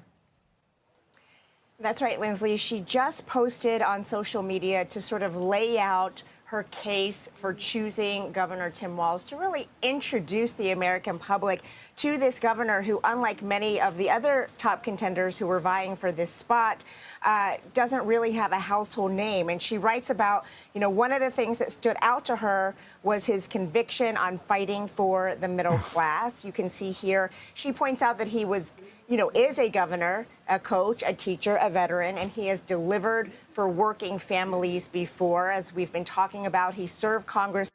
By the way, another massive lock that I had was if Shapiro was picked, everyone in the Democratic Party, in the elite side of the Democratic Party, would regularly fucking left bait and regularly shit on the progressive wing of the party that will now actively push for the Democratic ticket, but they would have actively fought against the Democratic ticket, and the Democratic Party's establishment leaders would constantly have this narrative at top of mind. They would constantly be talking about how, like, oh, the left is anti-Semitic, that's why they don't like Josh Shapiro. I knew that that was going to happen if Josh Shapiro was the VP. And I said this yesterday when I was talking to Michael from Pennsylvania. Okay? And the Dersh now, because they didn't go with Josh Shapiro, it's now up to the Republicans to keep crying about how the Democrats are actually anti-Semitic. That's why they didn't go with Josh Shapiro. Okay? Great. Wonderful. Let him fucking cry like this. Let him chirp like this. Everybody knows this is bullshit. Okay? That's it. If the pick were Shapiro, these ghouls would have had the raise of the keyboard to type George Soros. No, it's great. Did Harris reject Shapiro just because progressives don't like that he was Jewish? Oh, this is another phenomenal take. Dude, Republicans objectively not being normal. All right, ready. Walz is dangerous. Reminder, he just changed the Minnesota state flag to replica Muslim Somali flag. Tim Walz is effing dangerous as it gets. Wait a minute. He got so horny, he couldn't even write Somali. Muslim soulmate, he wrote. There, that's better. All right. It's great. America hating traitor. I mean, the new flag is ass though. Yeah, but I don't give a shit, dude. How do you not see that this is just like, this is what a psychotic person thinks? Okay? He's a secret Somali? Like that's what the argument is? That's the best argument you got against this motherfucker? For 6 terms, and now he's in his 2nd term as governor. And then if you read all the way, you know, this is quite a lengthy statement from her. She said, "What impressed me most about Tim is his deep commitment to his family." It's actually fucking insane. Both my dad and my sister have been parroting that they didn't pick him because he's Jewish, lying to me. Meanwhile, I haven't seen anyone on the left discussing his religion whatsoever, except the people from the right trying to make it seem like it's about his religion. Yeah, but Megaphonics, isn't your dad a hog anyway? Like, that's the other thing I don't understand. That stuff is just for, you know, the base. I thought your dad was a hog. Is he not a hog? Yes, but my sister is ostensibly a liberal Zionist. It's crazy the amount of people on Twitter trying to flame Walz for retiring the year his unit deployed. Like the dude didn't do 24 years, shaking my head. Dude, this, by the way, is... You remember what I talked about with respect to transphobia? About how, like, transphobic people genuinely exhibit patterns of, like, mental illness. And the more transphobic they become, the more they start suspecting, like, random cis women of being trans. And we saw that happening with the Iman Khalif situation. Okay, you remember that? This is the other version of that, where looking at a fucking white dude and being like, he's actually secret Somali. Like, that's the other side of the mental illness, okay? They're just being this way on every issue now, okay? They're like, oh yeah, he's a secret Somali, invested in Sharia law, and wants to turn America into a Sharia nation. You only have this kind of attitude if you have just completely lost your dang mind. Gwen, Gus, and Hope, referring to his children. And she said, "Doug and I look forward to working with him to build an administration that reflects our shared values." So in addition to all the experience you see on your screen right now, it really came down to who Tim Walz is as a person.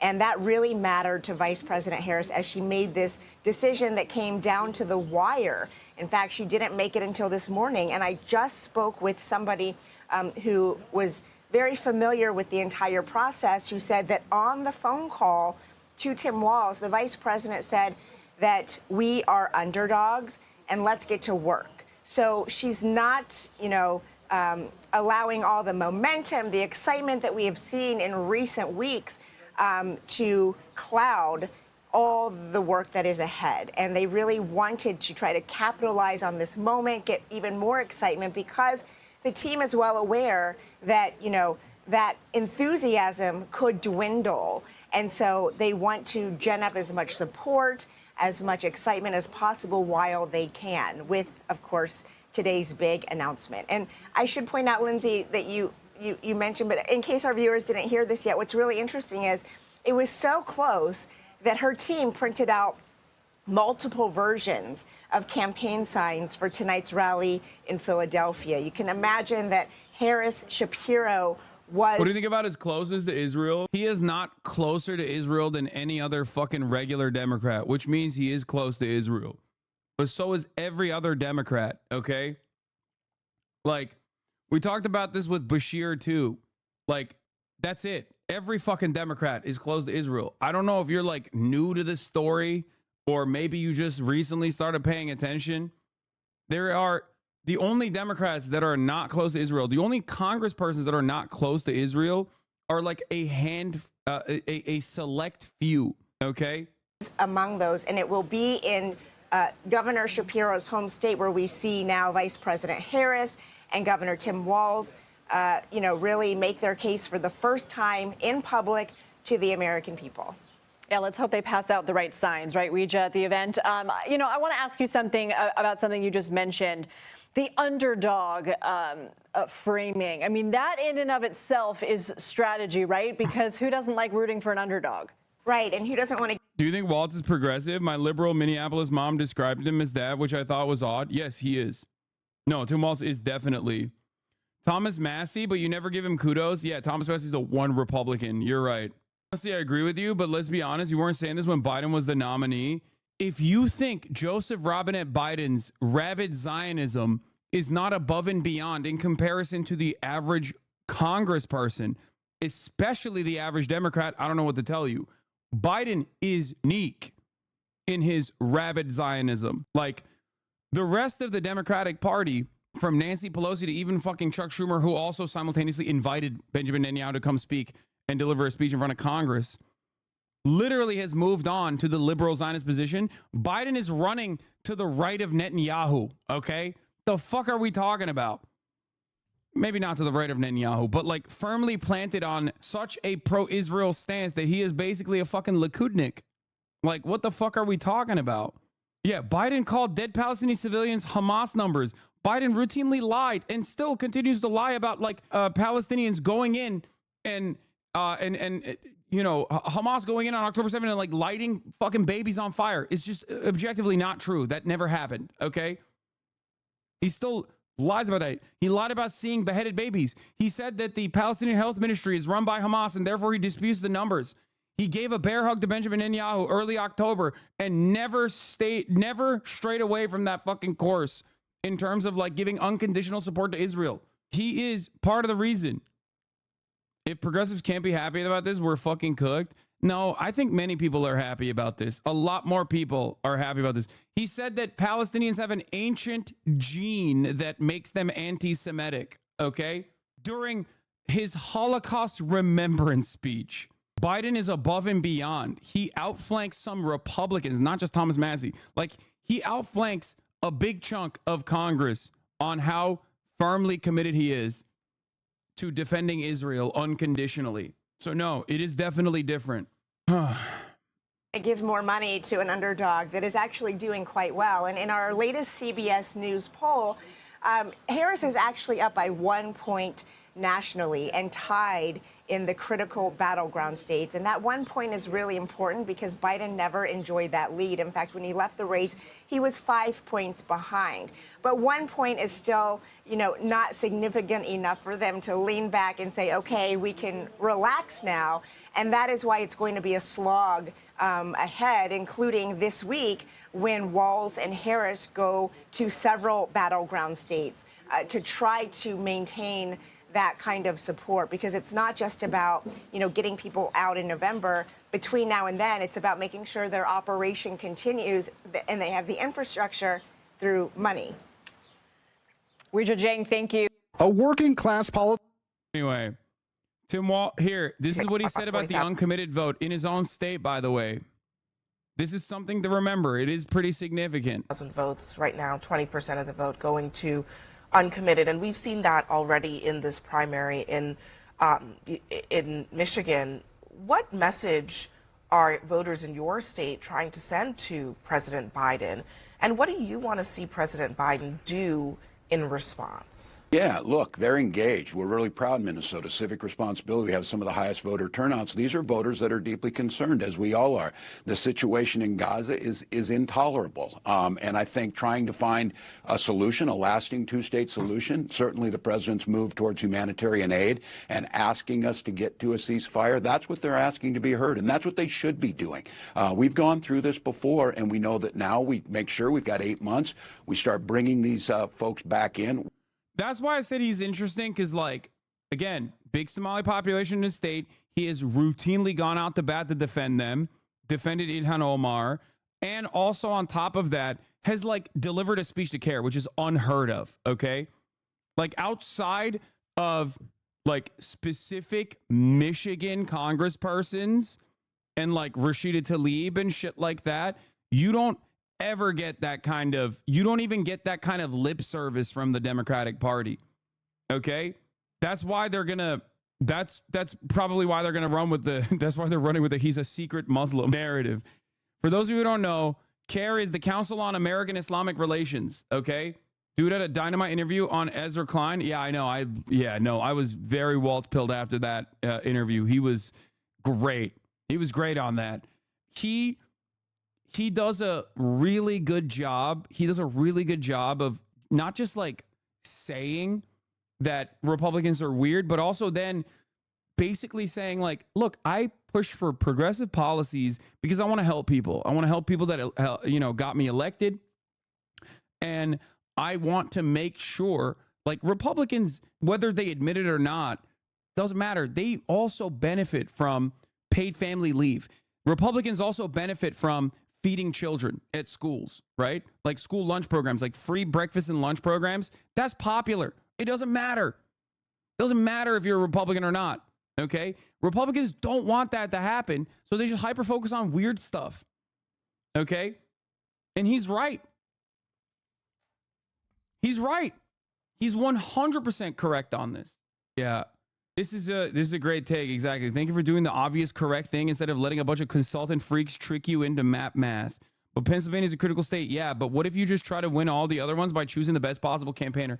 Yes, it's 100% true. Also, I just found out that Jim Acosta follows me, which is weird. Like, this is the moment that I found out that Jim fucking Acosta follows me. What the fuck? What do I DM him? A topless pig? Should I send him a pic of me shirtless? Mario Goetze. Okay. We listen to what they're saying. That's a healthy thing that's happening here. But I would note that that the former president lost twice as many votes here in Minnesota to Nikki Haley. And I've seen some of these exit polls out of North Carolina and others. 80% of folks said they're not voting for him who voted for Nikki Haley. We'll get these folks back. I think it's take them seriously. Their message is clear that they think this is an intolerable situation and that we can do more.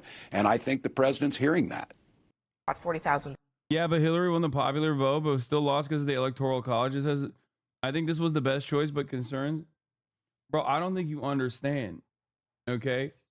I don't think you understand something very important, which is that Democrats can win Pennsylvania without Josh Shapiro, okay? He is objectively a solid, if not one of the best choices for vice president. Like, what is this?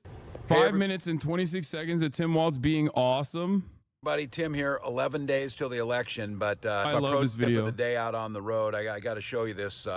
This right here is the headlight harness on a 2014 Ford Edge. Ford, this is unacceptable. It burned out hot on the connector.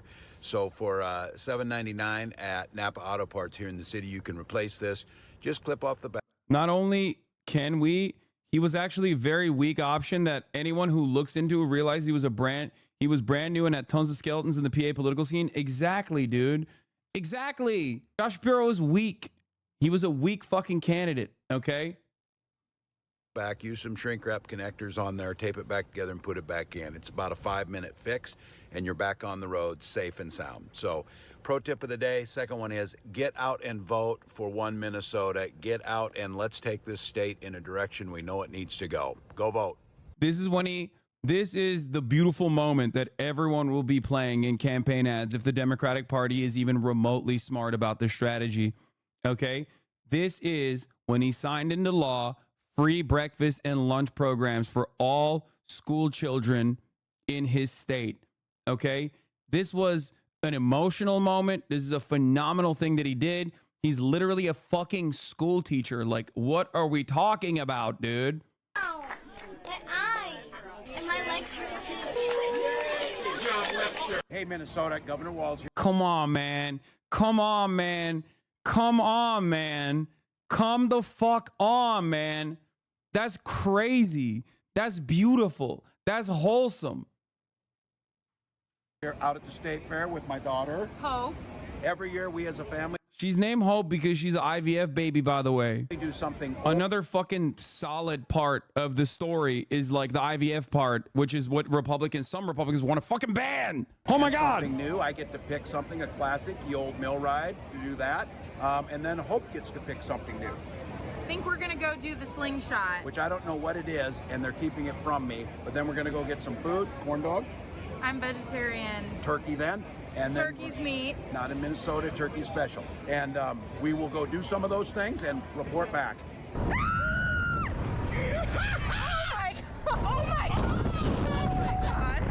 it's like, oh God, I'm losing my mind, dude. I'm losing my fucking mind. It's like a gift. Like, you will not see JD Vance in a situation like this. You will never see Trump in a situation like this. You won't even see Kamala in a situation like this for the most part. Okay? This is what I've been saying when I say the Democratic lineup for talent is fucking deep. The fact that they were stuck with Joe Biden was unimaginable to me, because there are governors like him out there. Beyond him, there's Andy Bashar is pretty fucking solid too. Like, come on, dude. Come on. There were motherfuckers talking about Pete Buttigieg. There were motherfuckers talking about Pete Buttigieg, bro. There were people talking about Pete Buttigieg as a good candidate for the VP. Y'all don't even know about the Gretsch momentum yet, okay? You don't even... J.B. Pritzker, another big boy, another fucking solid pick. Oh, my God. Yes! Oh, my God. Keep going. Yes! That was good. Good job, Dad. Oh, thanks, Hope. All right, Minnesota, it's worth it. Woo. Wow, that is wild. No, that was pretty cool, actually. That is wild. No, that'll be good. It was okay. It was so worth it. Yeah, JD Vance's fucking interaction with his children, where he told his son to shut the hell up about Pokemon for 30 seconds when he was on the phone with Donald Trump. That is not even Oppo. That's information that he voluntarily revealed to the world. Put his whole fucking pussy out there. He said it with his entire chest. He was like, that's the kind of fucking shitty ass dad I am. Give me a goddamn break, dude. It was good. Thanks for talking me into it. You're welcome. Why is it so hard to understand? When somebody else gets them right, it's not like a damn pie. Oh, somebody got a bigger piece of pie. I don't get it. Rights aren't that way. There's enough for everybody. There's enough for everybody to be included. Same thing with jobs. Same thing with housing. Same thing with healthcare. Dude, imagine a Whitmer Walz ticket. Yeah, Whitmer Walz ticket would be Reagan numbers for the Dems. You saw it. We are not going to allow them to make the case. Yes, they're a threat, but we're not going to stay in their frame. We're not going to stay where they're at. We're not going to play their game. We called them out for the weird nonsense that they believe, and we presented a different argument to the American public. Dude, the thing was, I heard that story from you and thought it was hilarious the way you said it. Then I heard the actual clip and it was so cringe. Yes, JD Vance reads like a fucking alien, okay? He's not even as good as Pete Buttigieg is in terms of being like a TED Talk style liberal, in terms of like communicating. He has all of the worst aesthetic. He has all the worst aesthetics of like the elitist, bi-coastal, out-of-touch fucking libs. One where everybody matters. One where we can achieve. One where we solve problems. The crazy And thing what's about so it great about is my son, who's 7, is in the hotel room with me, and he's really into Pokemon cards right now. He's going through. That's why I said he had his whole pussy out too. Look at this. Look at this. Fucking harlot, dude. Pussy out for the whole world to see. You goddamn harlot. Fuck you doing here? Look at it. Look at his pussy directly with your eyes, okay? Pokemon phase. Are you guys into Pokemon? I was back in the day. Okay, Yeah, that's a okay. big phase right now, I think, in general. Yeah. So, I mean, he's really into it. So he's trying to talk to me about Pikachu. And I'm Yeah, on the I phone saw with Donald AOC Trump, tweet. and I'm like, son, shut the hell up for yeah, son, about Pikachu. And I'm on the phone with Donald Trump, and I'm like, son, shut the hell up for 30 seconds about Pikachu. The crazy AOC said, why are you sitting like that? Oh, that's awesome. Campaign ads write themselves, dude. The campaign ads write them fucking selves. Holy moly, dude.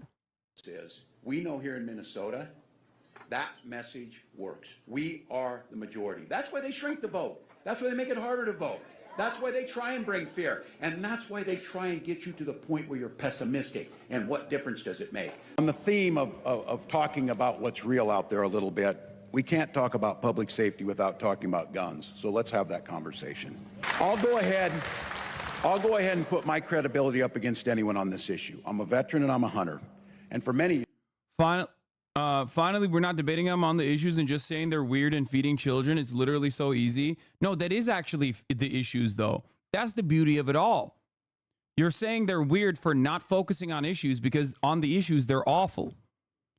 and you recenter the conversation back to what you want to offer people. That's it. You have to earn people's votes. You have to earn people's votes. This is why governors are actually pretty solid in terms of like running for the presidency, because like governors are objectively popular. Governors oftentimes will be so popular that they outcompete the ticket in their states. Why are they so popular? Because they have an immediate impact on the fucking lives of the people that are voting for them. That's why you have red governors in blue states and blue governors in red states. Okay? Governor is basically like being the president of your fucking state. And then you have pieces of shit like gruesome Governor Gavin Newsom, but I don't want to talk about that. A hunter as a vegan, I'm out. Okay. Does it make it better that Walz was a teacher and not a lifetime politician? Absolutely, dude. Abso-fucking-lutely. Years, I was one of the best shots in Congress, and I got the dang trophies to prove it. I know guns as well as anyone, but I'm sick and tired of talking about that, because I'm not just a veteran, not just a hunter, not just a gun owner. I'm a father, and for many years I was a teacher. And we all know damn well weapons of war have no place in our schools, in our churches, in our banks, or anyone wants to live in peace. Of all her potential running mates, you might have the most progressive record as governor. I know you were more of a moderate when you were in the House, but you've legalized recreational marijuana, you passed universal background checks on guns, you expanded LGBTQ protections, you implemented tuition-free college for low-income Minnesotans. There's free breakfast and lunch for school kids. Do you think your record is an asset to the ticket, or would it risk fueling Trump's attacks as you being a big government liberal? What a monster. Kids are eating and having full bellies so they can go learn, and women are making their own health care decisions. And we're a top 5 business state, and we also rank in the top 3 of happiness. Look, they're going to label whatever they're going to label. The funniest thing is climate change will make Minnesota one of the most livable places in the United States of America. So like there's also that aspect of it as well. Straight up. Wasn't it? It was literally Minnesota, right? Like it was like Minnesota, Michigan, like all of those states will literally become the most valuable states in the nation as a consequence of climate change.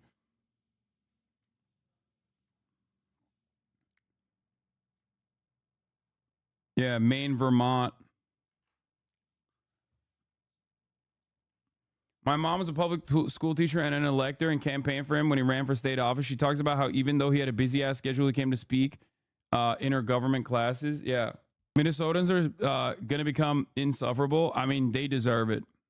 They deserve this momentum. Well, he's going to roll it out, mispronounce names, to try and make the case. The fact of the matter is, where you see the policies that Vice President Harris was a part of making, Democratic governors across the country executed those policies, and quality of life is higher, the economies are better, all of those things. Educational attainment is better. So, yeah, my kids are going to eat here, and you're going to have a chance to go to college, and you're going to have an opportunity to live where we're working on reducing carbon emissions. Oh, and by the way, you're going to have personal incomes that are higher, and you're going to have health insurance. So if that's where they want to label me, I'm more than happy to take the label. Have you? So that's just a taste of what we were going to. Yeah, I mean it's incredible. It's beautiful. It's wonderful. I'm on board.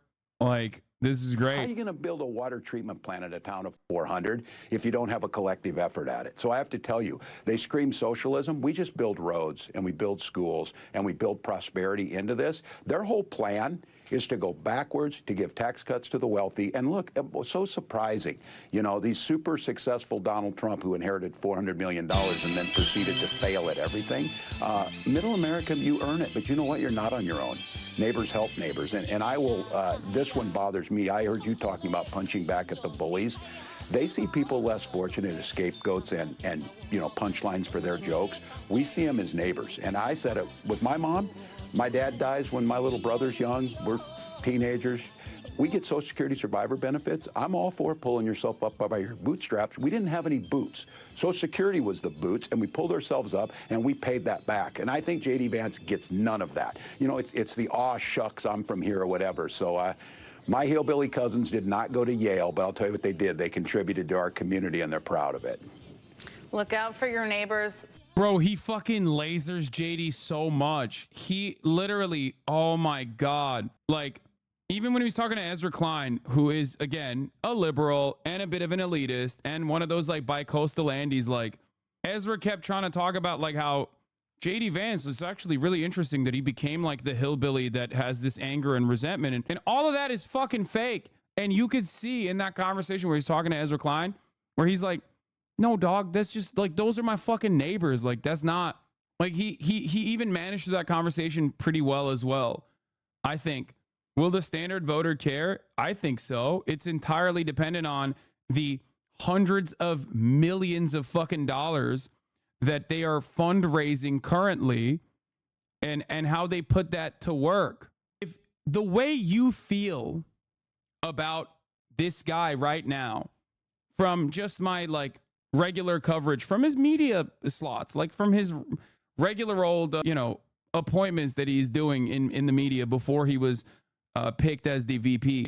Think about the way you feel and then try to think about like what a normal person, how a normal person would feel when they hear this shit. Do you think that like a normal person reads this as inauthentic? Or do you think a normal person would read this as like a pretty authentic, run-of-the-mill, salt-of-the-earth kind of fucking guy who is genuinely being like, I don't know about this socialism shit. I care about building roads, man. What the fuck are we talking about? I care about being neighborly. That's it. It's great. You're on a debate stage with, say, JD Vance. And okay, I feel like I'm strike breaking here by showing this take. And he accuses you of being a big government liberal who's attacking our families, making life worse for our families, doesn't share our values, doesn't care about families like yours. What do you say to him? Yeah, first of all, it was up to him. I wouldn't have a family because of IVF and the things that we need to do reproductive. My kids were born through that that way. And also I make sure that I'm the guys and our folks are investing in prenatal care. We're the ones that are there for universal pre-K. We're the ones that are providing school meals at this. I'm not going to back down one bit on this whole family values thing and it's us. That construct that he's putting out there is absolutely untrue. We're making it more affordable to have children by having paid family and medical leave so that you can go home when your kids are sick and take care of them. Or if you're a dad, I don't have to go right back to work 5 days later after my wife had a C-section because our insurance wouldn't pay for it. We're boosting those things up. There's nothing pro-family other than having women be incubators for their vision of this. Once again, it's weird. I don't want J.D. Vance talking about my family. I certainly don't want him talking about my daughter or my wife. It's none of his damn business. But I said the one thing is we need to talk about how we've invested in families. We have the most generous child tax credit, and it's what Vice President Harris is proposing for the country. People are poor because they don't have money. And when kids don't have the money on the front end, all of the things that a chain reaction of can't learn, can't go on. So I'll challenge him on that. Where is J.D. Vance's pro-family? He's forcing people to have not. He's so good. What the fuck? I didn't know Minnesota went this hard. Bro, watch my old video that I did in 2023, specifically about the memes at the time were Democrats with a super majority in a blue state become Clintonites and like annoying establishment Democrats. Democrats in the Midwest with like the slimmest one seat majority are like Leninist vanguardists in the way that they fucking legislate. They went so nutty with it. Yeah, here, this is the tweet. New York Dems with a super majority versus Midwest Dems with a 1 vote margin. Watch Hawks try to dunk on people who are poor because they don't have money as like he says the most obvious stuff kind of deal, but they're literally the ones that are like people are poor because they deserve it. Yeah. Is it controversial to say he seems like a better ticket leader than Harris? It obviously won't change, but he seems much better. Yeah, no, that's not controversial. What? Harris was chosen as the VP specifically because she was inoffensive. Oh, yeah, let's talk about Minnesota. I was told not to tweet this until the House is adjourned for fear of jinxing it, but the Minnesota legislature just completed what is not controversial, but Harris is a transition candidate to Walz in 2032, in my opinion. No, he'll be too old by then probably, but him being in this election wouldn't work as well because he has looked ancient for a decade. Yeah. He'll be 68. That's not too old.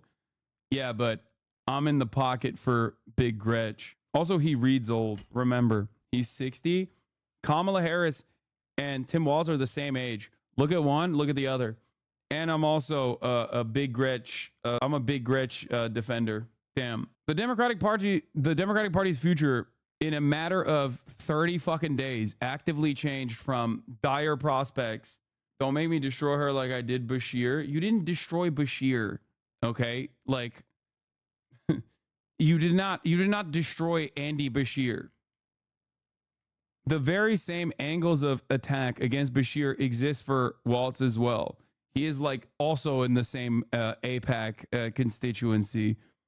It doesn't matter ultimately. That's not a part of the calculation in this situation. He's a better communicator than Bashir is good since Kamala isn't black, so she chose a Somalian VP. Yeah, exactly. Knock on wood, but the Dems are looking competent right now. I think one of the best aspects of this is that they have to basically defend Kamala Harris. Making this choice means that she has to lean on the more progressive parts of her campaigning.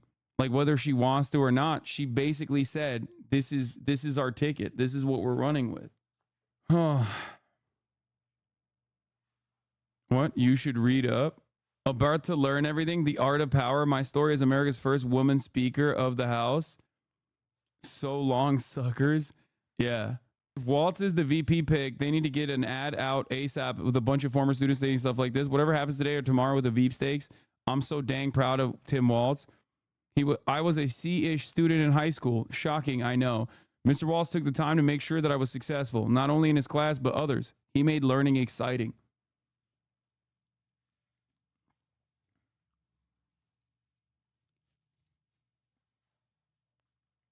Honestly, I think you're framing it incorrectly. What? Boring? New poll dropped. NPR head-to-head 51-48. Multi-candidate field 48-45, 5%. Stein getting 1% pickup. Look at that. Jill Steiner's on top. Also, Biden's job approval rating is the highest it's been in well over a year. 46% approve, 51% disapprove. Marist poll, Trump's +6 edge on immigration is much smaller than usual. This has been the GOP's strongest issue. Trump +3 on the economy is also lower than usual. Trump dominates among strong leader voters, but Harris crushes him among voters who want honest and trustworthy. Public school teach won't do well with private school preppy weirdos. Yeah, good thing that there are an infinitely larger number of people who are public school educated than the small number of private school educated people. And you're wrong on that too. Plenty of private school people still have like a conscience and a heart. The reason I ran around that corner is because we want to get. This is the first rally. We're going to be watching this later. But I want you to know something. I know we didn't practice this, but I have 2 questions for every Pennsylvanian in this audience.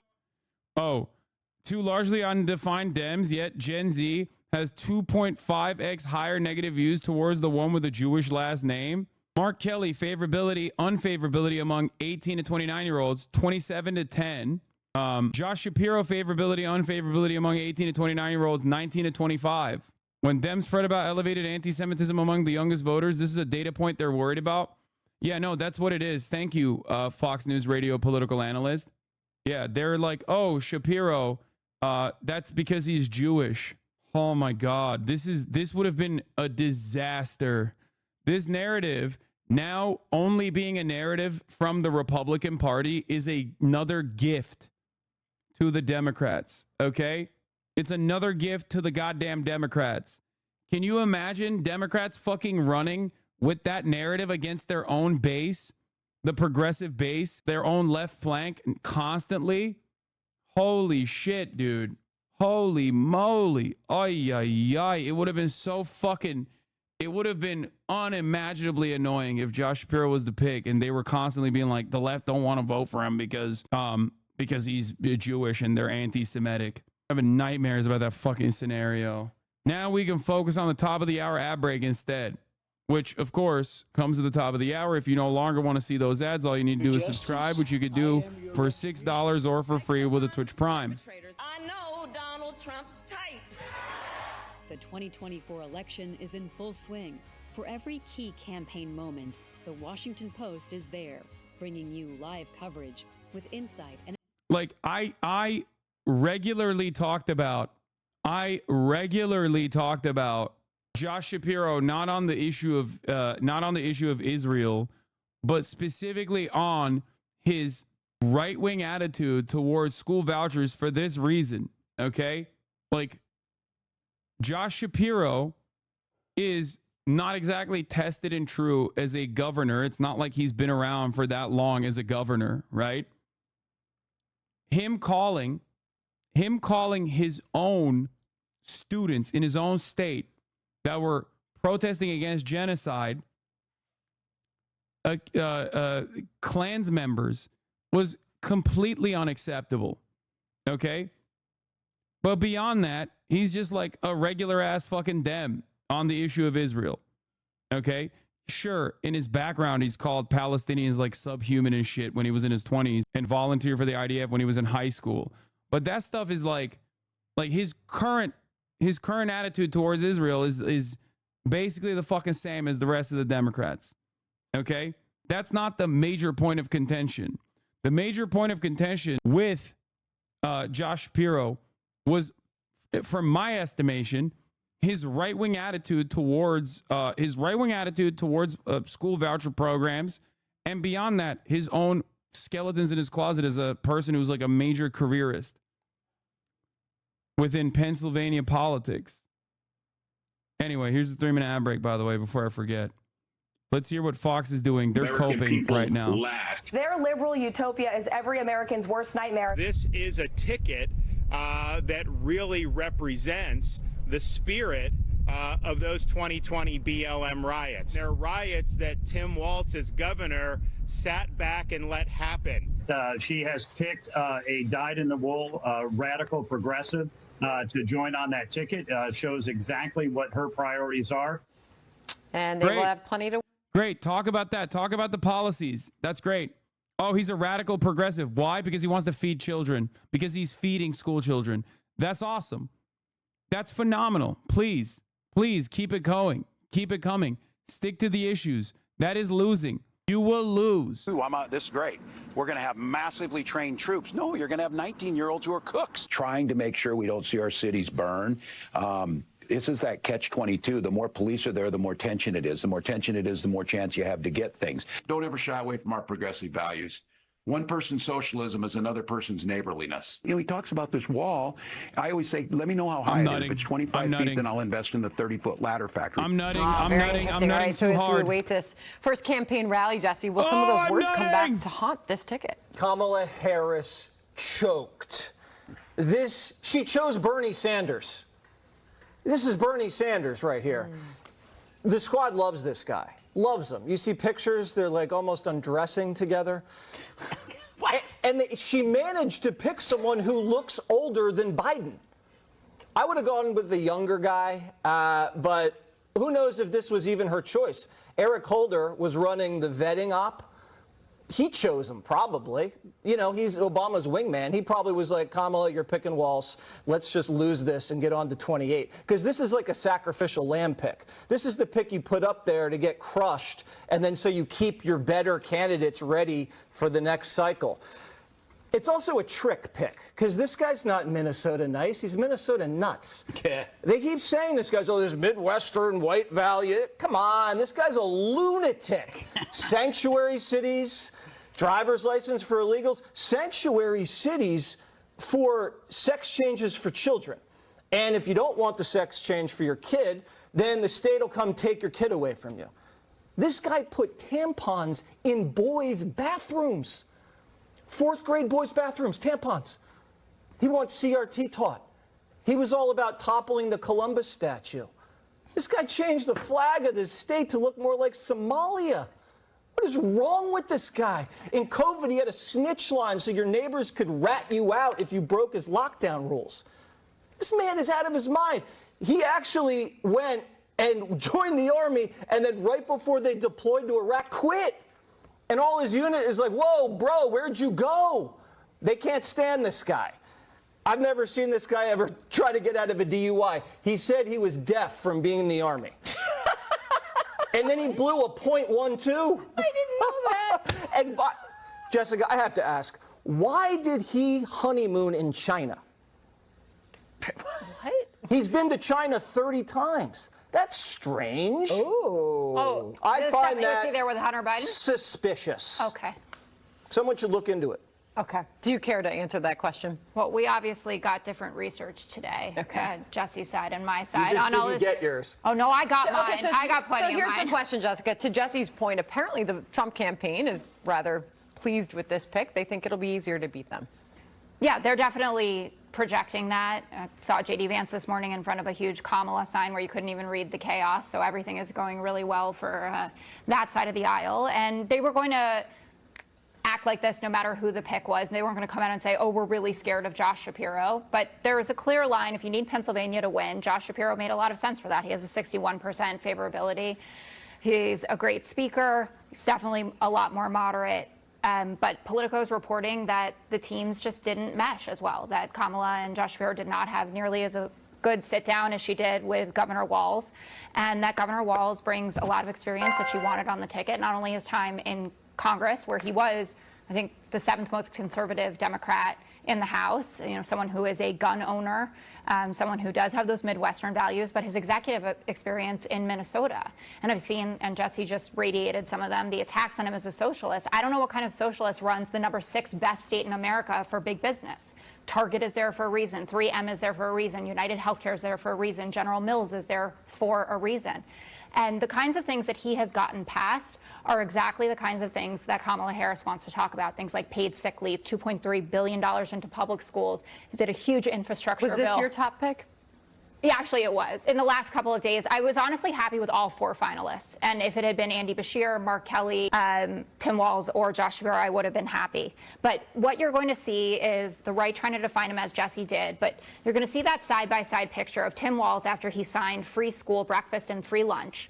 And someone like Sarah Huckabee Sanders, who is a star in the Republican Party, got a prime speaking spot at the RNC, signing a bill to allow kids under 16 to be able to work. That is the contrast here. A guy who wants to put food in kids' bellies and someone who wants kids to be able to work. And he's the real deal. He is what J.D. Vance wishes that he were. And so you're questioning whether or not he's a socialist, and we just played a clip. One person's socialism is another person's neighborliness, were his own words.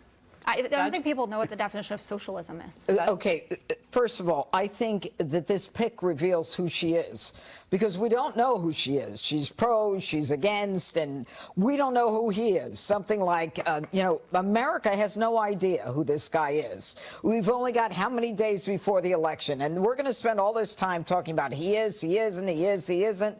It's almost like she doubled down on someone like her. In other words, we don't know who he is, just like Trump doubled down on someone like he is.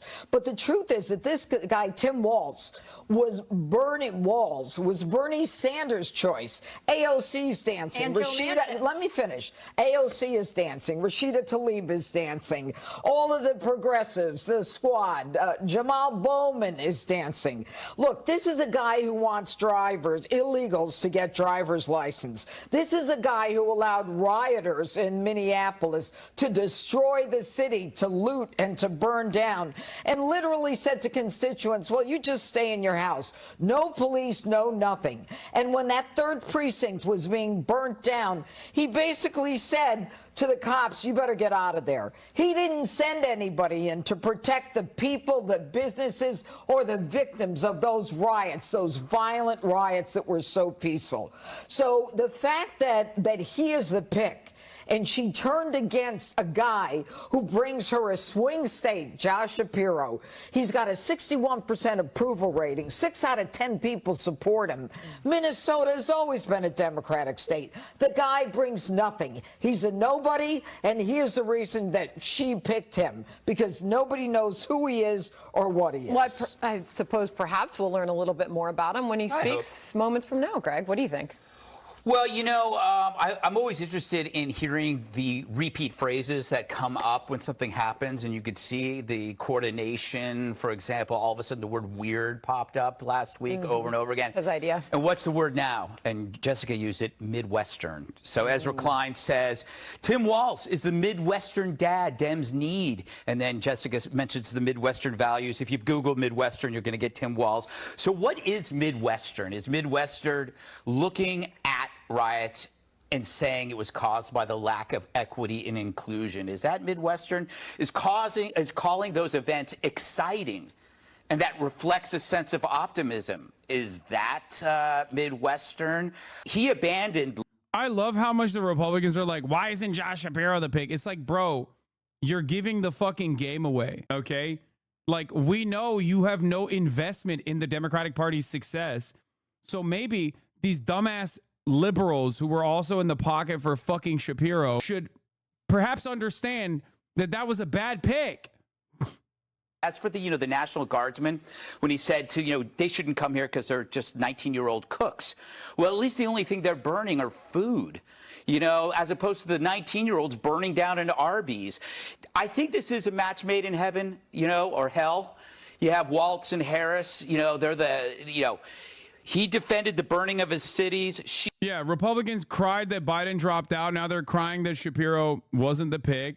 It's bullshit. Let him fucking cry and be like, oh, it's anti-Semitic. It's anti-Semitic. It's like, it's anti-Semitic. Suck my dick, dude. Especially when talking about progressives as anti-Semitic is so funny because, like, they complain that the left wing of the party loved Bernie too much. And then they complained that the left wing of the party that loved Bernie so much, they voted for a third party, voted for Jill Stein. Like, consistently, out of all of the people that the supposed left wing of the Democratic Party or progressives in this country love, the fuck are we talking about? Anti-Semitism being a point of contention here is so fucking stupid. As a Midwestern undecided voter, the Republican rhetoric is weird and Walz is everything I'm about. That's what I'm talking about, baby. Notice how they're saying Walz Harris because they can't even conceive a woman in power. I mean, that's listen for that for just a moment. Point. We know that already. Should Republicans be careful not to yeah, I forgot. Kamala literally is married to a Jewish man too. Like what is this argument, dude? The anti-Semitic Democratic Party is not like, bro, you are not clearing beyond 28%. Okay. In terms of the Jewish vote, I'm giving it 28% max for the Republican Party. That's my most, that is the most favorable percentage point in voters that they're going to get. Okay. Like, if they think that this is going to, if they think that this is going to win them massive favors, yeah, good luck. They call him a bad Jew, so I don't think he counts to them. That's the other part. They will literally immediately be like a guy like Donald Trump will turn around and be like, Chuck Schumer, he's like a Palestinian. He's a bad Jew. Yeah, good job, man. Yeah, good luck. Good luck with that. That's definitely you are getting the most conservative Jewish voters that were already voting for you. You are not picking up additional Jewish votes. It's just not happening. Especially because if anything, one of the points of contention here are young voters, and young Jewish voters are anti-Zionist by the same margins that young voters are across the board. Okay, the TikTok vote, it's just not happening. Earlier, long lines. What are you seeing inside? People here are going crazy. In a way that I have not seen in all of the dozens or more of Biden events that I have been to in the last couple of years. You look at this crowd, there are 10,000 or so, mostly young people, right now singing along to a ludicrous song. They have been very engaged the entire afternoon that they've been waiting. And it's got more of a concert vibe than a political rally vibe. And you can see behind me, people are wearing the kind of wristbands that they can control. Somebody in the back is controlling. They can be red, white, or blue, like you would see at a Taylor Swift concert or something like that. And so they are bringing out prominent Democrats from Pennsylvania. We just heard from Fetterman. We heard from Bob Casey. Josh Shapiro is going to come next. They are still making him talk as the battleground state governor, even though he was passed over for a running mate. But there is so much more excitement from the people that are here and from the people that are putting on this event than we saw for anything with President Biden. And we come to Philly with him more than we go anywhere else. Other than Delaware, he has been to Pennsylvania more times than any other place, but we'll pop into a Union Hall, or the big one that they did here was at Independence Hall outside, and he was talking about threats to democracy. It looked really dramatic, but there were not a ton of people, and they are cheering like somebody else is about to come out. So I will throw it back to you. All right, Peter, thanks so much. And Minnesota Governor Tim Walz set to make his debut as Kamala's new running mate. While we wait for that, hiding Kamala is taking a page out of the Joe Biden playbook. Oh my God.